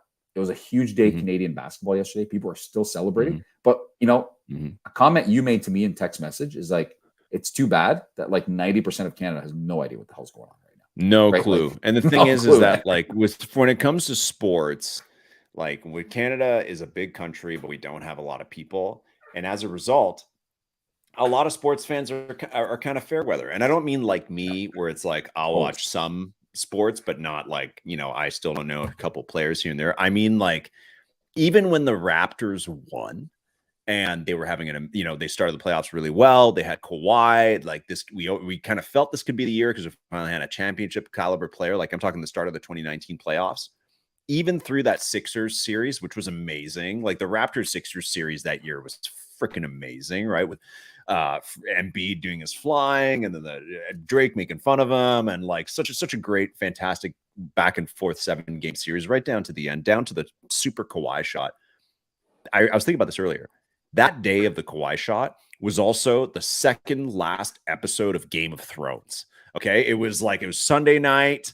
And Oh, for wow. weeks, I've been telling people who usually in the past would maybe show up for Raptors game. I'm like, man, are you guys coming over to watch the Raptors or what? Like, this run has been incredible. Like, we just went through this. We're in this amazing series of the Sixers right now. It's looking really good. Like, Kawhi is so much better than DeMar was. We've got a really good chance here, and people just didn't give a fuck. No. And it wasn't until that Kawhi shot that people were like, oh my God, I love the Raptors. Like, literally like out of, and then game 1 against the Bucks, the conference finals. Who are all these people? The buddy's house watching the Raptors game, like literally triple this in size, how many people came out, because people just kind of rally, but they can't be bothered to watch or to pay attention. Same thing, Blue Jays, it will be the exact same thing this year. Although they've been in the playoffs for a couple of years in a row with some failures, but it's like the same thing in 2015 of the Bautista bat flip year, where it's like they had Donaldson, the MVP. They traded for who's the guy on the Rockies? Who's the shortstop on the Rockies for like the longest time? What? Troy Tulowitzki. He wasn't good then. But I'm saying is like that year where like the Jays went for it and won 20 out of 25 games out of nowhere. I was like, Blue Jays, I was like, we love the Blue Jays across Canada. So this is the same thing where it's like already, even yesterday, I'm like, nobody in Canada even knows that this is happening, despite everybody claiming to be like a hardcore basketball fan. But I guarantee either the game on Wednesday against Slovenia, like if they win, and it's like they're going to the semis. We beat Luka in this amazing duel, SGA versus Luka. I guarantee the following game, out of nowhere, they're going to get a million text messages being like, oh, are you going to watch them play Italy or whoever the hell we're going to play next? Like, and then same thing, Olympics next year. Everyone's going to be like, oh, wow, you're going to watch. They're going to get up. We're going to watch it. It's going to be 11 a.m. games. Get ready. That's totally going to happen. That's just sports culture in Canada, unfortunately. And LG, Team Canada is now playing with house money, to be honest. Now that they've qualified for the Olympics, which was the main goal of going there. Yeah. So now they might be one of the more scarier teams in the tournament. But the only problem is that these Euro teams, because they play such a different style, it continues to be a problem for United States, Canada, and other teams that are not used to this Euro style. Listen, United States got killed yesterday by Lithuania, and United States had nothing to play for. Neither did Lithuania. So obviously the motivation was different in that game. But you just caught a glimpse of how different the Euro style is and how it can cause problems for North American players. So we'll see what happens, man. The Luka game will be good because I think Slovenia only has Luka. There's not too many guys on that team that can play aside from him. And he'll obviously try and go for 30 or 40 points. But you're going to have a couple of pretty good defenders on him and some guys obviously trying to rough him up. I could see Dylan Brooks roughing him up a little bit and putting him absolutely. Hey, we're lucky. Yeah, for you, the times suck because they're even more in the middle of the night.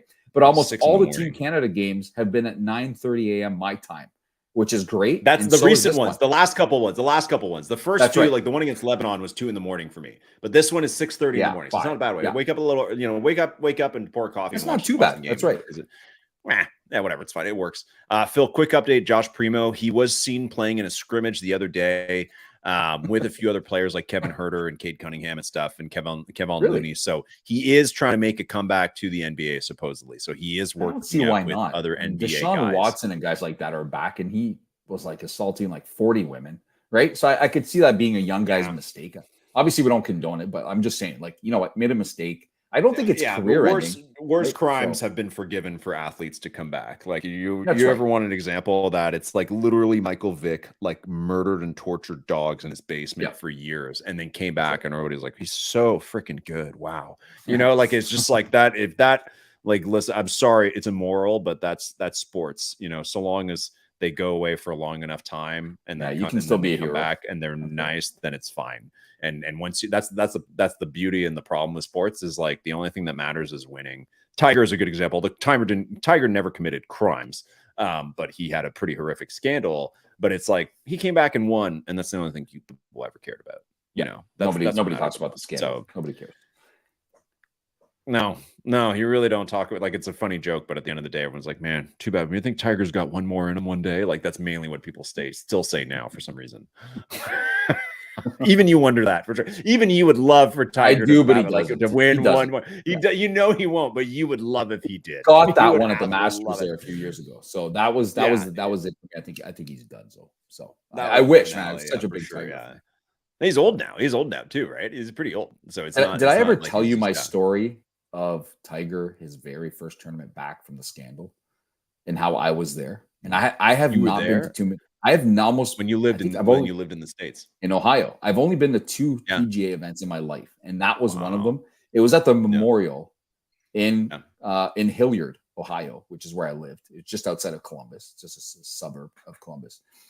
And I got tickets through, it was like the Grey Goose Lounge. I had a good friend over there that whose wife worked in the hotel industry, and she got us passes to the Grey Goose Lounge. So we went there and got bombed, right? The problem is when you're on the course as a spectator is there is nowhere to piss. Okay. If you've been in one of these drinking lounges and you decide to venture out onto the course, you're screwed. It's like, what do? You go in the bush. There's like all these like fancy people and like, fuck, you can't go in the bush. So we went in the deep bush. Like we went beyond the boundaries, me and my buddy. We found a place to piss. In the deep bush, there was a pathway that was corded off, and it was just for golfers and their caddies. So as we were like emerging from our piss, we find this pathway, and here comes Tiger Woods and his caddy, and just us two in the middle of the course. We're like, whoa! And exposing yourself to Tiger Woods, man. Hey, Phil exposed himself to Tiger Woods. That's what he's absolutely telling not, dude. I always hide. Like you gotta hide.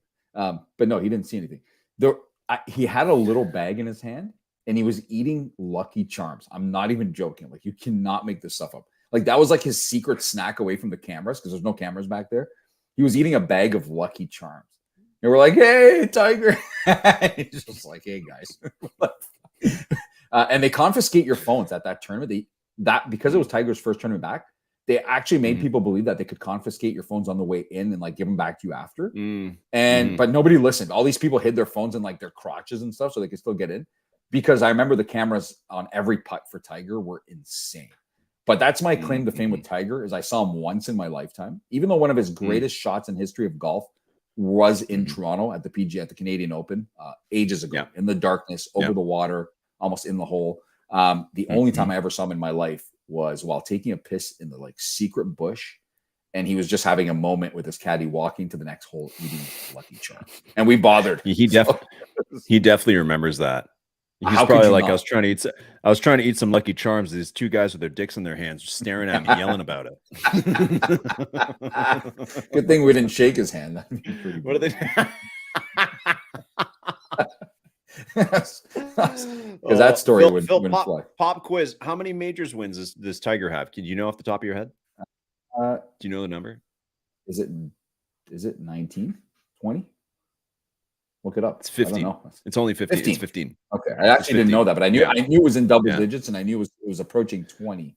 The 1920 is tennis, I think. I had the same kind of bias. Yes. That's tennis. That's tennis. That was Djokovic. Like, what recently. Djokovic just got number 23 or something like that. That's right. You know, but that was the previous like Sampras record, I think, was like 19 that all three of them have beat now or something like that.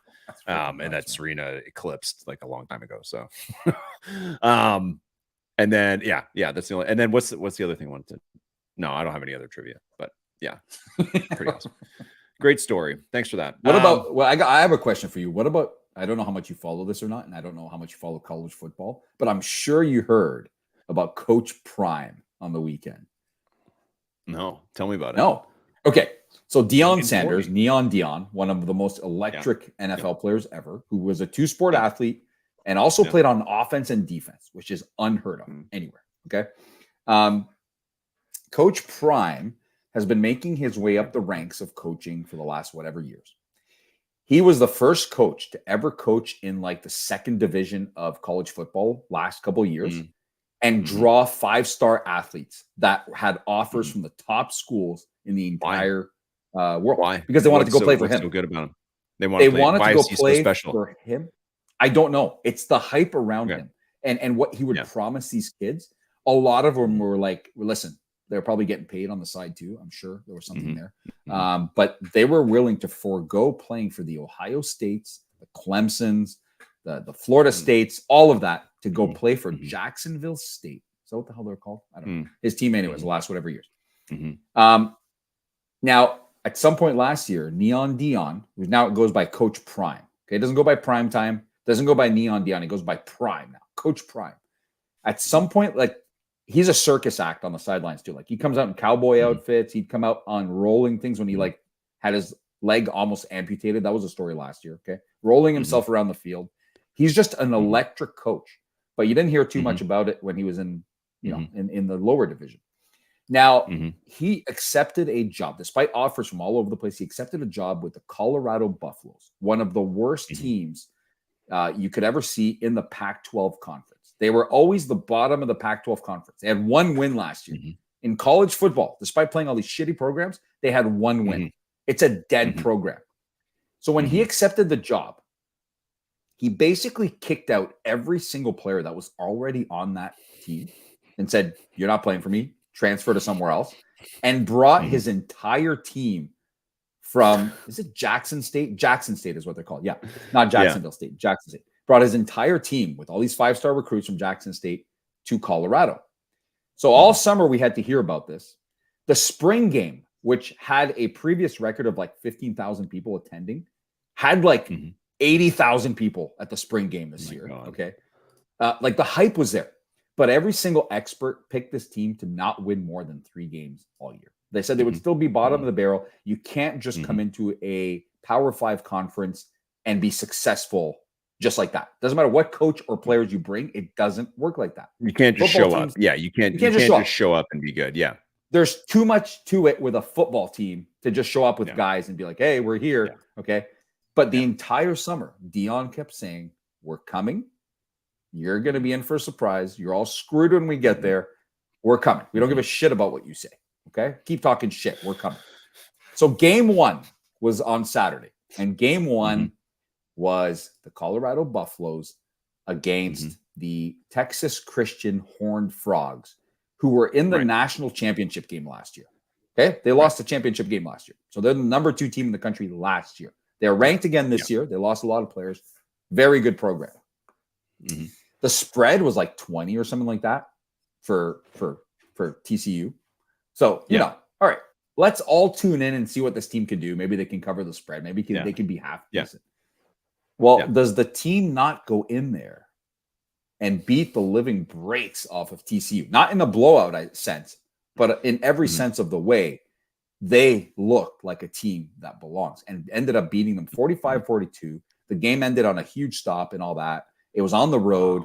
They won the game straight up. And not just this, none of us knew that Coach Prime's son was the quarterback on the team. And none of us knew that his other son was on the defensive side of things and had 10. Okay, so his and this is all Deion Sanders. Coach Prime is Deion Sanders. All Deion Sanders. Deion Sanders is doing this, assuming NFL a new identity player. as Coach Prime for some reason. Well, because that's how he is, right? You know how these music artists keep changing their names. Yeah, totally. Yeah, he's reinventing. Exactly. Yeah. I kept saying Prime Time, and like everywhere you look, it's Coach Prime is what he goes by. Yeah, Coach Prime. Yeah. He brought so his son threw for 500 and something yards, which is unheard of against a defense like TCU. He broke all these records of single game records in one game. His son, which you would think is probably like only there because he's his son, but obviously not. He knows what he's doing. Yeah. Then his other son had 10 tackles on defense, which I didn't even know that until after the game that he had another son playing on this team. Jeez. Now there's this other player, and I forgot his first name. His last name is Hunter. I think it's Travis, maybe. Yeah. That plays on both sides of the ball. In Division I football, you don't do that. You just can't. It's not sustainable. This kid put on maybe the single greatest game of all time on both sides of the ball. He had some interceptions. He had some touchdowns.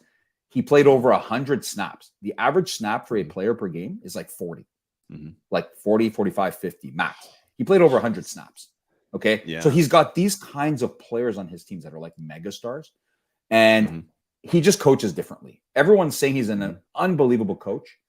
He doesn't have team captains. He has something called leaders with a big L on their jerseys and others with a big D on their jerseys. And you know what the D is for? It's for dogs. Like he's like, these guys are straight up dogs. I love it. It's good. That's so good culture building, right? And it's like, I think that's like right? a good thing. It's like, it might sound like a gimmick, but I think that that's really smart where it's like, well, he's kind of a gimmick. He's a former star. He's a big time gimmick. Like a massive, massive, massive name. And I think that's really smart. Well, it's like, well, let's play up to that instead of coming in and be like, listen, I'm a really fun guy, but we're going to be team serious here. It's like, no, lean into that, lean into the fun, crazy part and make it different and create something that people are going to believe in. That's what a successful sports team can be, right? For sure. College football badly needed somebody like that, because a lot of the greatest coaches in college football right now are like these old geezers that have just been dominating forever and everyone just wants to go play there. And now all of a sudden it's like you look at their schedule, and whoever set the mark at like 3 wins for the year was so off if they can keep this up. Here's the problem. Now they're on the map. Okay. Teams know about them. And that was the argument I heard all day. Well, now everybody knows about them. It's not going to be the same. But my argument to that is Coach Prime has been telling people that they're coming for the last 6 months, and nobody took him seriously. But it does make a difference. I know this from coaching youth sports and amateur sports. Forget about the pro level, because now everyone's like, oh, it'll be in the NFL in no time. And everyone's like, no, it just doesn't work like that. No one says that would work in the NFL with grown men and professionals, right? I know from coaching youth sports, you can really, really motivate kids, whether you have the best team on paper or not. The way you are around them can really influence them and how they play. Right. Which is what I think he's got going for him. Don't get me wrong. He's got tons of good players. But now, hey, whoever has the TV deal with Colorado, I think it's Fox. They just hit the jackpot. There's not one person. First of all, no one has ever said I'm watching the Colorado game on Saturday. Okay. I don't remember Colorado being on TV unless they were getting beat down by like 50 against, USC or something. Now everybody's posting the schedule. Oh shit. When's the next Colorado game? Oh, 12 o'clock this Saturday. I'm watching. Oh my God. I got to see this show. Right. He's got the whole world buzzing. The whole sports world is buzzing for Coach Prime right now. Wow. And we'll see what happens. I mean, he'll obviously eventually move on from there. He's not staying at Colorado. So what division do they play in? Are they playing a good division? Or so they play in the Pac-12 conference, which is one of the Power 5 conferences in football. Didn't that split up? Didn't they have a problem last year? Pac-12? After all these years of history, starting next season, the Pac-12 does not exist ever again. It's dead. Next season. It's gone. Every single team went elsewhere. Yes. Got it. And the irony is, for the first time in Pac-12 history, all 12 teams won their opening game on the weekend. It's like, this is their exit. And for the first time ever, they were like, well, hey, here we are. It's crazy, man. That's a wild stat. So it's going to be a great last season. And there's a, but Coach Prime doesn't care. Coach. They're in a world of their own. Yeah. He said it many times. I don't give a shit about conferences. You could play us on an island every week. We don't give a shit. Just give us someone to play and we'll beat the brakes off of them. Right. So, man, but it's everything about him. The way he dresses. Like he's embraced the whole cowboy thing now. So he comes in dressed, and obviously he played for the Dallas Cowboys, but he comes in and he's got the full, you should see the size of his belt. Like the belt buckle is insane, right? Like one of those crazy belt buckles, got the hat, the boots on. And when he gives his speeches before the game, because they showed us a speech he gave before the game, you know, those motivational churches where like the preacher just like gets everyone going insane. That's exactly what Coach Prime did. His speech had these players like ready to absolutely explode before the game started. Wow. He's really, really good at motivating. So, and I think everybody's rooting for him. Not everybody always liked him, but he's likable now because of what he's doing, right? Like, who the hell brings their whole team from Division II football to Division I and has even a shot at success on a team that won one game last year? Do you know what I mean? It's like that doesn't exist. And merchandise-wise, the school has never sold shit like this ever before. Of course, it's going crazy right now. Right? So it's a good story. You'll see documentaries in years on like Netflix and Amazon and shit like that. It'll be a good story to follow. But so I think it brings a lot of buzz to the season. When's the next game? Next game is Saturday against Nebraska. So that'll be the next one. We're gonna find out real quick if again it was a flash in the pan. Is this for real? Yeah, or not? Yeah. I think it's for real. I think they're going to come out and smash Nebraska. That's what I think. That's my guess. Okay. But hey, it's going to be fun to follow for everybody because as that's fun. Yeah, it's going to be prime time. You're like, hey, I don't really watch college football, but fuck, let me see what this guy can do. Right? Like it's a good story. Yeah. I love that. Great. Okay, cool. Thanks for the update. That's really fun. Damn. Whoa. Deion Sanders. I hadn't even thought of that name in a long time. Well, what's wrong? Are you okay? I opened the blinds a little bit and like the sun just like came flying in. We haven't had much sun this summer here, so I'm not used to it. So I'm trying to adjust. Wow. Yeah. Well, maybe we'll get a little late summer. Phil, speaking of a fun drama, this is to jump to kind of like the NFT side. You probably didn't catch any of this on the weekend, but did you see any of the Creator League drama? No. Creator League. You hear about this? No. Okay. So Creator League, from what I understand, is this it's this kind of tournament that a bunch of video game streamers were putting together. Okay. And it involved Mr. Beast. You know who Mr. Beast is, obviously. Okay, I do. Yes, Yeah, Mr. Beast, I massive, know massive Mr. Beast. YouTuber. Yeah. You know, yeah, everybody knows Mr. Beast. Like he's a business model everybody wants to follow. Okay. So basically, they're putting together this massive like competition with $200,000 in prizes, where you'd like enter for $10. And there are all these like Mr. Beast. I think they're called like snackables or something like that up for grabs as well. And all these big time streamer video gamers were in on it, promoting it. The thing is that the thing you had to buy was an NFT. And one of the things you could win, the Mr. Beast like snackable things, were also NFTs. And they didn't call them NFTs. They didn't call them digital collectibles. They're just like, just win these things. And once they started promoting it, I think on like Friday or Saturday, obviously gamers did their homework and found out that these were NFTs.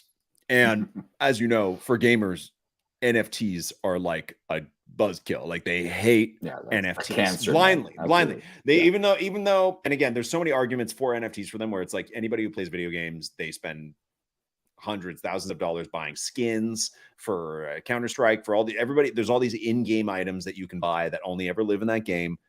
Whereas if they were NFTs, at least you could trade them. You could sell them later to other people. You can do that in some games, but the NFT technology is supposed to complement this stuff really well. So one of the guys who was into it, his name is Connor C Dog VA. I literally never heard of this guy. He got a lot of backlash from his fans because this was crypto. So he tweeted this yesterday. He said, "So I'll just be real with you guys. I accepted to join the Creator League, not fully understanding the tech behind it. Needless to say, with the current information available, I'm planning on withdrawing. I was not told or made aware at any point that there was blockchain technology, and was only made aware of that information when the event went live. I was given assurances that it had nothing to do with NFTs." I don't know, somebody lied to him. "Given my vocal hatred of such tech, I would never agree to join had I known that. It's an embarrassing fuck up on my part to agree to promote this to my audience. I'm sorry. We'll talk about it more when I can." Oh, poor guy. Yeah, poor guy. Yeah. So anyways, so that's what happened with Creator League, which is a shame, because it's like, this is a really, like, the Creator League thing, like, it's a really fun idea. All the gamers are coming together. Mr. Beast is involved. And still, like, you just have this like high level bias of NFTs, where gaming is like a place where it could really affect it. So I thought that was kind of fun. That's wild. And kind of wild on the weekend, that it's like, and I tweeted about this too, that, you know, clearly, like, he felt like he was deceived. People felt like he was trying to deceive them, that they were NFTs and they're calling them something else. I tweeted about this, that I'm not sure if like rebranding NFTs to something like digital collectibles, which is what a lot of the, you know, pretty much a lot of the products use now, you know, especially the brand ones. I don't know if that's going to work. I think at the end of the day, you still have to make something cool. I don't know how many people are actually going to not play this thing because of the NFT. So I think that that's kind of the interesting part, is like, well, despite a lot of gamers being like, I hate NFTs, the project they're doing is still really cool. So I wonder how many people are actually going to participate versus not participate, and kind of draw this line because of the NFT thing versus like the product and the idea being good. So I thought that was kind of neat, but also kind of funny that there's that type of drama. Even in the bear market, people still hate NFTs. That's wild. I had not heard anything about that. So yeah.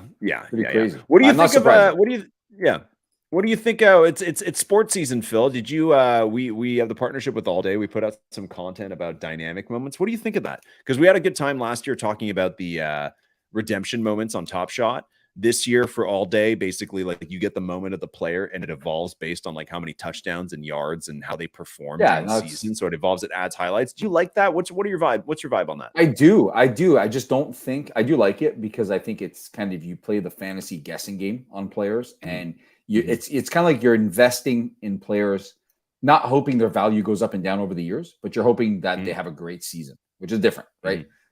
When you're collecting a moment, say, or even a physical card, you're like, okay, I hope this rookie here goes on to be a mega star, because in 10 years, this will be worth so much to have his rookie card. This is more like you're investing on someone within that season. Did I just hear a noise on your end? Are you doing a fantasy draft? Is that what that sounded was? like the sound? That sounded like the sound when it's your turn to pick in a fantasy draft, man. Are you doing live drafts while we're recording this? I was what? I was testing the system for the draft that we have. I knew it. I freaking knew it, man. I heard that because my computer has issues. I wanted to see if it could do it while I'm talking to somebody. I knew it. I heard the damn noise of it's Everybody your turn. knows that noise. Yeah, it works. My Yahoo draft still. Because I was like, holy shit, is it me? Like, did I forget? Like, what's going on here? Phil, you're in the draft right now. Hurry up. Yeah, someone would definitely kill me. Yeah, we have our big draft tomorrow night. Yeah. But anyways, yeah, no, it's exciting because again, you're investing and kind of placing your bets on the guys you think will have a big season this season, right? And what's crazy to me, the NFL more than any other sport, is that all hinges on like a guy not getting hurt and being out for the year. Do you know what I mean? Like, what do they do if somebody's out for the year week 1? You know, like if a Justin Jefferson goes down week 1 and he's out for the year, and people have been going bonkers on these things, that value obviously crashes through the ground, right? Like there's no way. Like it's a good game. I love it. Yeah. I think high stakes is good. I think that like the Dapper, and again, you know, we're partnered, so I'm trying, but this is on the podcast. I'm not going to talk with any bias. I do want to give my honest opinion as well. I do think it's great. I love anything where they're evolving what collecting is, and playing some kind of playoff long game, season long game. I think this is going to be Top Shot's big year if they nail some kind of system like that. I don't know what it's going to look like. It's very different basketball, but I think that, you know, they had a lot of success with that in the playoffs last year. It was really fun. So I think that this could be a big year for them in that case, of really engaging people, especially with a mid-season tournament for the NBA. I think that's like, that has a lot of potential. I don't know if we'll be into it, but we'll see. But I think for NFL, I think the part where it's like, yeah, the most coveted player might be a Mahomes, and he could hopefully not, but get injured week 1 and be out for the year. I think that's the kind of high stakes we need. I think NFT at their core are a high stakes game. And I think the Dappers and a lot of the other, you know, brand collectible companies, you've been playing it too safe. Like until there's a major leap in what these things are, it should be a little risky. You know what I mean? Or even just that it's like, hey, you're going to go and you're going to get a Justin Jefferson and he's going to have a shit year. You know what I mean? Like that could happen. He could have a terrible year. Can you make offers on an NFL all day? No, you can't make offers yet. Okay. I was going to say, if there's offers out there, some guy goes down, like the second he goes down, you'd see people like accepting all the offers. You need to roll that out. I don't have any insider. They don't tell me anything in advance. Like I find out about this stuff. That'd be chaotic. I feel like their customer support would be. Goes out, they're like, something's going out, watch out, and I'm like, what? And then that's up like 2 seconds later. So I don't really get any advance warning of anything at all. But I think that would be cool. I think they need offers. They have said that they're going to do team collecting this year, and it's going to come later in the month, hopefully by the end of September, right? They've announced that. So hopefully that means a platform upgrade. So maybe that'll mean offers or some other kind of feature like that. I think that'd be really good. But I don't know. I think you need some high stakes for this kind of stuff. And even with redemptions, it was similar. That it's like, well, like what were some of the big first round upsets, right? Butler, the Heat beating Bucks. It's like, well, Giannis was at like $30 for most of for a couple of games, and then crashed when it looked like they weren't going to win. So, you know what I mean? Like, and obviously these for all day, these are legendaries and rares, so they are going to be going for a lot more. Actually, I haven't checked what their floor price is for some of them, but I think it's fun. I think it's like that's they're tying themselves even closer to what football season is, which is like start of the year. You hope these players are going to be good. You hope these people are going to be good, and you can kind of roll with it. So I think that's really smart. It's smart. The only thing for me is that like nobody on the outside of the current group of people collecting these things is talking about it. Still, I know it's a work in progress. It's a good step, but it's still not moving the needle yet. Right now, that may take some time. I'm just saying. I don't think anything could move the needle. I'm not going to lie to you. I mean, you could literally go to an NFL game and tell everybody free packs, and only 5% of the stadium would redeem them. Do you know what I mean? It doesn't matter what it is. It's just right. Brian, I think, I agree with you. I don't think that there's like, and you could say that for NFTs across the board too, right? It doesn't matter. No, just fancy things. Nobody wants to talk about it, and I think it'll have its time. I think for now, no one's ever going to talk about it if you keep doing the same thing. So I think you do have to do new and exciting things, and maybe eventually one of them will work. That's kind of what tech is. That's what tech products are. And that's also like, I think how you develop a new segment like this. So I think that's kind of what it's going to be. Man, the Josh Allen Legendary Dynamic is going for $5,200 right now. I saw that. That's crazy, man. So listing again. Don't get hurt week 1 or 2 or 3. Yeah, seriously. Well, if you're holding one of those and you don't know, you know what I mean, and you just want to get the cash, I don't know how long you're gonna hold on to it for. But there's new players. Yeah, there's new players coming up. Guys like that, I would set loose. I would set loose guys like that almost right away. You almost have to. This is the prime time to do it when all the hypes are. Actually, no. Maybe after a first week performance or something like that might be the best time to do it.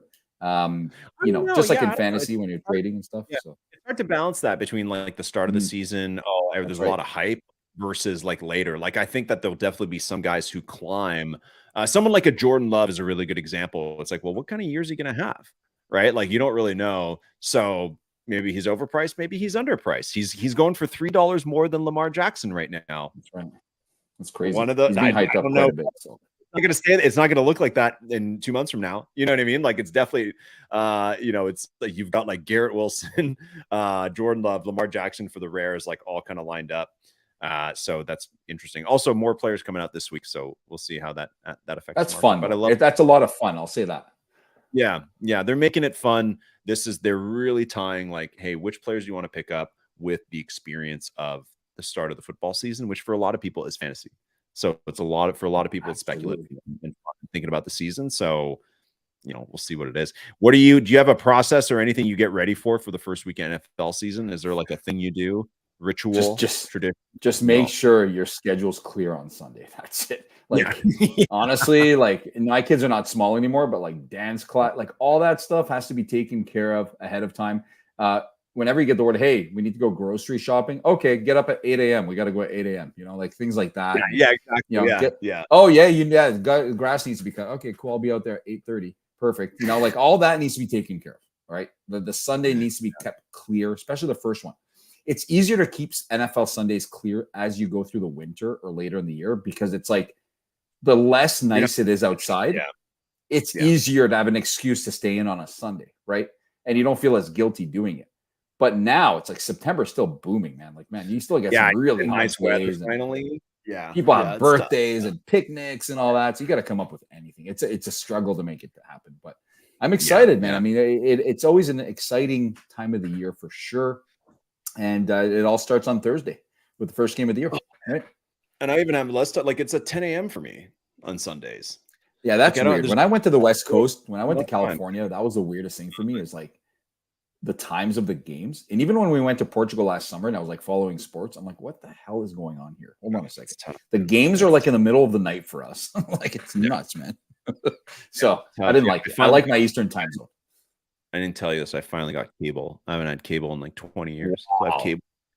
I know. Well, it's mainly because I was like, I want to watch some of these games. I want to be able to record them, like trying to use like League Pass or some of the other crap. It's like so many blackouts for different things with all these ridiculous. The best one.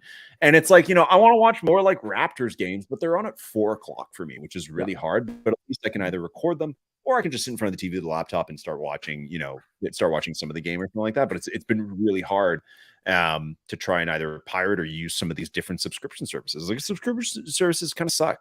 So cable's kind of like what I've come back to, and it's a lot cheaper, honestly, than getting all these different services. That's kind of what I landed on. Congratulations. Thank you. Yeah. Officially, I don't know what you want to call me, but just a old man going back to cable. As long as you can record stuff. I miss that. So yeah, I've been recording the Canada games. That's what I've been doing. Recording the Canada games, watch them, like catch up on them, or watch them a little later in the day. You can't do that on the little boxes from I'm not going to say his name, who lives in Brampton. You just can't do that. There is a PVR option, but it like never works. Yeah. Right on. Yeah, well, Phil D, exciting week. We have. What do we have going on this week, LG? What do we have on the live YouTube show? What do we have going on? On Media Pass Season 1, we have the first episode of Survivor. This is there's not a winner take all, but this is going to be the closest to reality show that we've done yet. We want more contestants. We have a few people registered this week, but we need more people on the show. So if you are holding a Survivor Pass, get in there. Let's take a look at the market. I don't know how much they're going for, but I'm going to let our day one holders, let them know it's time to list them because we want people on the show. We want to get as many people on stream this week as we can. So if you have a Survivor Pass or you're thinking about one, get on up there, get in there and redeem it. There's only 2 of them listed, Phil, out of like 40. So we need people to start listing them. The floor is $40. So that's not that bad. List them or redeem them. Let's go. Make some deals. Yeah, exactly. Come on out here. There's an offer on all of them, it looks like, for $13 on all media passes. That's a start. Better than what you had before if you don't want to play. Yeah, exactly. That's not bad. Yeah, that's not too bad. So anyways, yeah, that's what we got going on this week, Phil D. It's going to be a good time. And it looks like did somebody just buy a media pass? Did something just change hands? Oh, 5 days ago. Forget it. Anyways, yeah, so that's the deal. So we got that Wednesday night, 8 p.m. Eastern, 5 o'clock Pacific. We're back. It's episode 3 of Media Pass and the first episode of Survivor. So we're going to be done the cycle. So the week after, we're going to restart with trivia. So we do all 3 shows 3 weeks in a row, and then we restart. So it's going to be a good month because then we got trivia, and then we got Pitch Zone, and then we got another Survivor through September. So it's going to be, I think it's going to be a lot of fun this month. And if you want to hear how our draft is going tomorrow night and the very, very secret, the First Mint like fantasy draft league, that's going down tomorrow. And I know the all day, all night guys are going to be. Here's the funny thing, and we can end it there, LG, is I think every single guy who's in all day, all night is part of this league. And a few weeks ago, I ran a survey. And one of the questions was, are we okay with the draft time of Tuesday, September 5th at 9 p.m. Eastern? Okay. And the majority, there was actually not a single vote for no. Everybody voted yes, that's a great time. A couple of days ago, I start seeing the messages come in like, hey, our draft is when we're on the air for Spaces. I'm like what? Nobody said that. I mean, we all had a chance to say it. So anyways, so after much discussion, I offered to move the time since we're all friends here. And no, they wanted to keep it. They're going to be, I don't know how they're going to do this, but they're going to be doing the Spaces.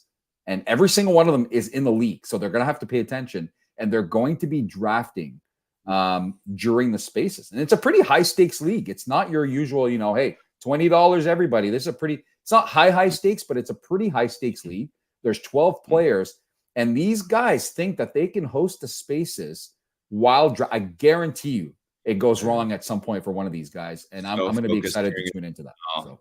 I'm so bad at fantasy football. So focused anyways during a draft that it's like I can't even imagine trying to host a Twitter Spaces and also draft like my main fantasy football team. But we'll find out. We'll see how much they can multitask. I have done fantasy football drafts in weird places, so it's not crazy a thing to think about. But we'll see how they perform.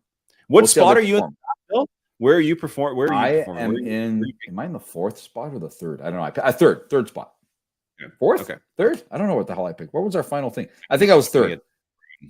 I'm going to get ruined this year. I haven't done any research or anything. So if anybody out there is like a fantasy football guru, please help me out. Okay, I only have 24 hours left. I need your help with this year's draft. I'm drafting 12th out of 12. So it's a snake draft. So I draft 12 and 13 and 24 and 25. So I'm going to need some help. I don't know what kind of players are going to be left at 12 and 13, but I'm going to be scooping them up. So anybody out there who's somewhat good at fantasy football that isn't in that league, please hit me up. I could definitely use your help this year. LG. I love that we're doing our draft tomorrow because I did my big leagues draft, which is the one I travel with the guys to the US. We did it last week. And I ended up taking Cooper Kupp at number 12. I had the 12th pick. I ended up taking Cooper Kupp. And now and now they're unsure about Cooper Kupp for like the first game. Obviously, the first game I think he's not playing, but they're unsure because he has major hamstring issues. And that came out the day after our draft. Now, obviously, the guys in my league didn't value Cooper Kupp much because he dropped to 12, which is in no mock draft does he drop to 12. Yeah. But then I also ended up taking a huge shot on Jonathan Taylor in the 7th or 8th round, thinking, hey, he's got 2 days to decide what he's doing. If he ends up going to the Dolphins or something, then perfect. Well, he did not go to the Dolphins. He ended up not finding a trade, and now he can't play the first 4 games of the year, and he's stuck with the Colts, who he hates and doesn't want to be part of. So my 2 flyers so far are kind of you're gonna have a hard time. You're gonna have a hard time to start the season. And my QB is Daniel Jones. I'm really screwed. Like, I don't honestly bad draft altogether. So I hope to do better tomorrow night. I did. I need to flex a bit. I did win the league last year. You always but now that we've that's what people have to understand is that Phil's insanely good at fantasy football. Like you guys don't understand to what extent Phil is good at fantasy football. Even the best people fall to him no matter what. Like Phil in the league we're in, Phil led the league end to end. I think lost like once or twice and then just destroyed everybody in the playoffs. Why are you so good? Why are you somebody let me draft Patrick Mahomes and Travis Kelce last year? The one thing you don't do is you don't let anyone set up a double dip of 2 star players. Anybody in the league has a double dip of star players, they'll dominate all year. It's just how it works, right? 2 guys like that, man. 2 guys that it's like, well, they come together, right? So it's like when Mahomes throws a touchdown, 80% of the time it's to Kelce. So you're getting all the points, right? Why are you so good at fantasy football? What makes you so good at fantasy football? I don't know. Maybe it's how much I tune into, everything, right? Like I try and be on top of everything. Like it was like that, but it doesn't translate to everything. Like when I play So Rare, I suck. You know what I mean? It's like, I don't know. I don't know what it is. You're not fantasy. Yeah, it's different though. But you want to know something funny, LGs? I've been playing in that league there where we travel every summer and have a draft trip with my buddies from the US. I've been playing in that league for 11 or 12 years now, and I have never won the league. I haven't. I'm serious. This is such a competitive league, and I've just never had the luck in that league for whatever reason. You have to be lucky. You have to be lucky and knowledgeable at the same time because a lot can go wrong, right? Like whoever had players in that Bills and Bengals game last year got majorly screwed when DeMar Hamlin went down. Like, dude, you just didn't advance if you had Joe Burrow or Jamar Chase or Josh Allen or any of those guys. Your season was just over. You have to be lucky. That's how I got through the final last year. I actually probably would have lost if that game completed, which is crazy when you think about it, right? But you got to be lucky, man. That's it. Yeah. So, well, I'm hoping for tune in tomorrow to finish above 8th, for the first time ever. So that'd be nice. I mean, you can also make money, LG, by winning the weekly prize, right? If you have the highest score weekly. Oh, totally. Yeah, maybe. But someone last year won, I think, like 5 or 6 different weeks, and ended up making money on the season by winning the $20, the weekly prize 6 times. You make money. But I mean, for the ego, I want to win the whole thing. I want to win the whole thing. You know what I mean? Like, I don't want to just win the weekly cash prize. Like, I'm not here for money. I'm here for for keeps. Like, I want to win the whole thing. You know what I mean? Like, that's what I'm after. So we'll see how I do. Yeah. Anyways, we'll see. I'll see you tomorrow night for that. I'll see you Wednesday for our show, and see you next week too on another episode of the First Minute. Any final words for this week? First week of football? Circle those wagons like nobody does but the Buffalo Bills, baby.